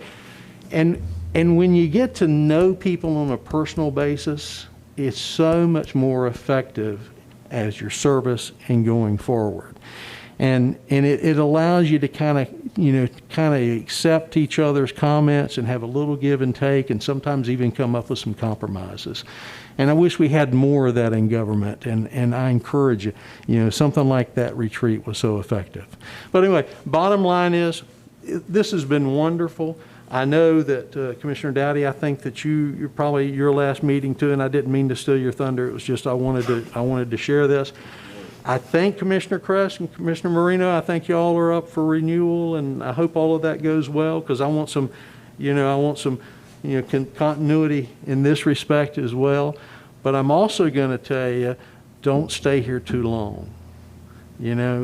Public service is wonderful. I don't ever intend to quit public service, but go do other things and let other people have the opportunity to come in and do this as well. I'm not saying all of you get off of the board at once, because we really need some continuity, but don't stay too long. It's been a wonderful 4 years. I'm proud of it. I thank you for it. And I've already told the folks in Plant City, if they want me, while they're trying to find somebody, I'm happy to, but I think they'll probably have somebody, next meeting. So it may be my last. Thank you. I love you. We'll see you at dinner. Thank you, Commissioner Dix. Yes, Commissioner Dowdy. Well, wow. I know I can't say it anywhere near as eloquently as Commissioner Dix is, but this may be my last meeting as well. And I would second and third everything that Commissioner Dix said. I've also been quite impressed. I've been doing it for 13 years, which is too long. But I've been impressed. Mrs. Ornita is my third executive director. And I have been extremely impressed for the entire time of the staff of the Planning Commission. Professional, excited, passionate, knowledgeable, helpful, and I would encourage all of you, use them. They are a fountain of knowledge. They can help you figure out any of these things. Tracy, he's wonderful. His counsel has been invaluable over the course of my tenure here. Commissioner Dix, these meetings are nothing length-wise, okay? If I can wish something for you all, is that you don't have meetings that go till midnight or 2 o'clock in the morning every time, because that has happened in my lifetime for a couple of years straight. So these may be long meetings to you, but these are short in my mind. I have very much enjoyed my time on this board. I've learned a lot about how sausage is made, more than I needed to be honest with you. I have gotten to know some wonderful people that have sat on this board before you, and very much impressed, like you said. People come from all different walks of life and bring different perspectives. Definitely keep your focus on the fact that you're serving the entire county. And I also very much like those retreats. I think we've had 3 maybe in my tenure, three, maybe four of them, and they are very good. They give you, the last one I thought was even better, because not only did it give us a chance to know each other, but it also gave us a little bit of a better chance to get to know the staff a little bit more personally too, which was appreciated, at least for this commissioner, more than it had happened in the past. So, I mean, I feel privileged to have been able to sit here as long as I have been able to sit here. Grateful to have known all of you. Not that I'm like forgetting you tomorrow, but it's been an honor to serve alongside of you, and I'm just very, very grateful for the time that I've had. Thank you. Thank you. Great statements by both commissioners. And just to let you know, I've been beating up Melissa to get that retreat going ever since I became chair. That's been one of my, because I feel the same way you do. The retreats are really great time to talk and discuss and get to know people. So that will be on our agenda here coming soon. So just to let everyone else know. Was there any other, what was that, new business or old business? New business? Any other new business from the commissioners? I'm not seeing any. Committee reports. Commissioner Powell. Oh, you had one. Sorry, I'll get you next. Thank you, Mr. Chair. For a few things, I don't have an update for the River Board, because that meeting is going to be next week. For the affordable housing, I actually missed the meeting yesterday, but I did get to read some of the comments and notes, and we did have finally a presentation on the community land trust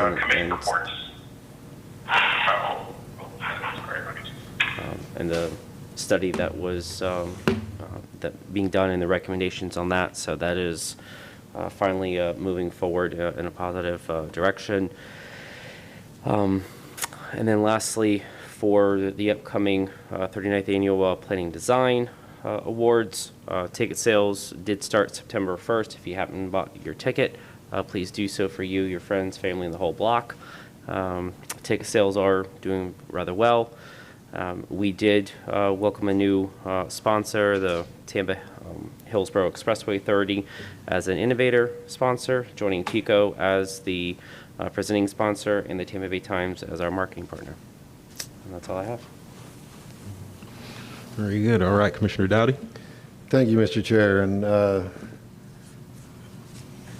as our Commissioner Kress last week asked me why I hadn't given a TPO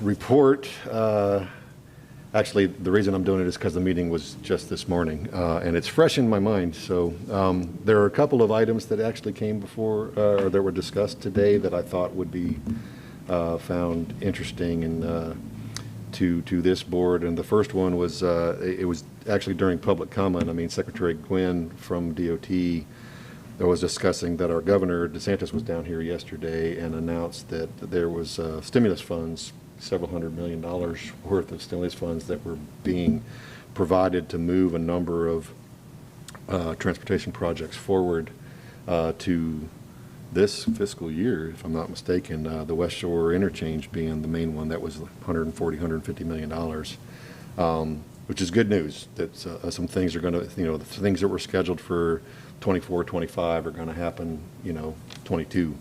And the other item that I thought was of note was the U.S. DOT gave a build grant, better utilizing investment to leverage development of $24 million for the West Riverwalk. Those are the two main items that I thought were of great interest.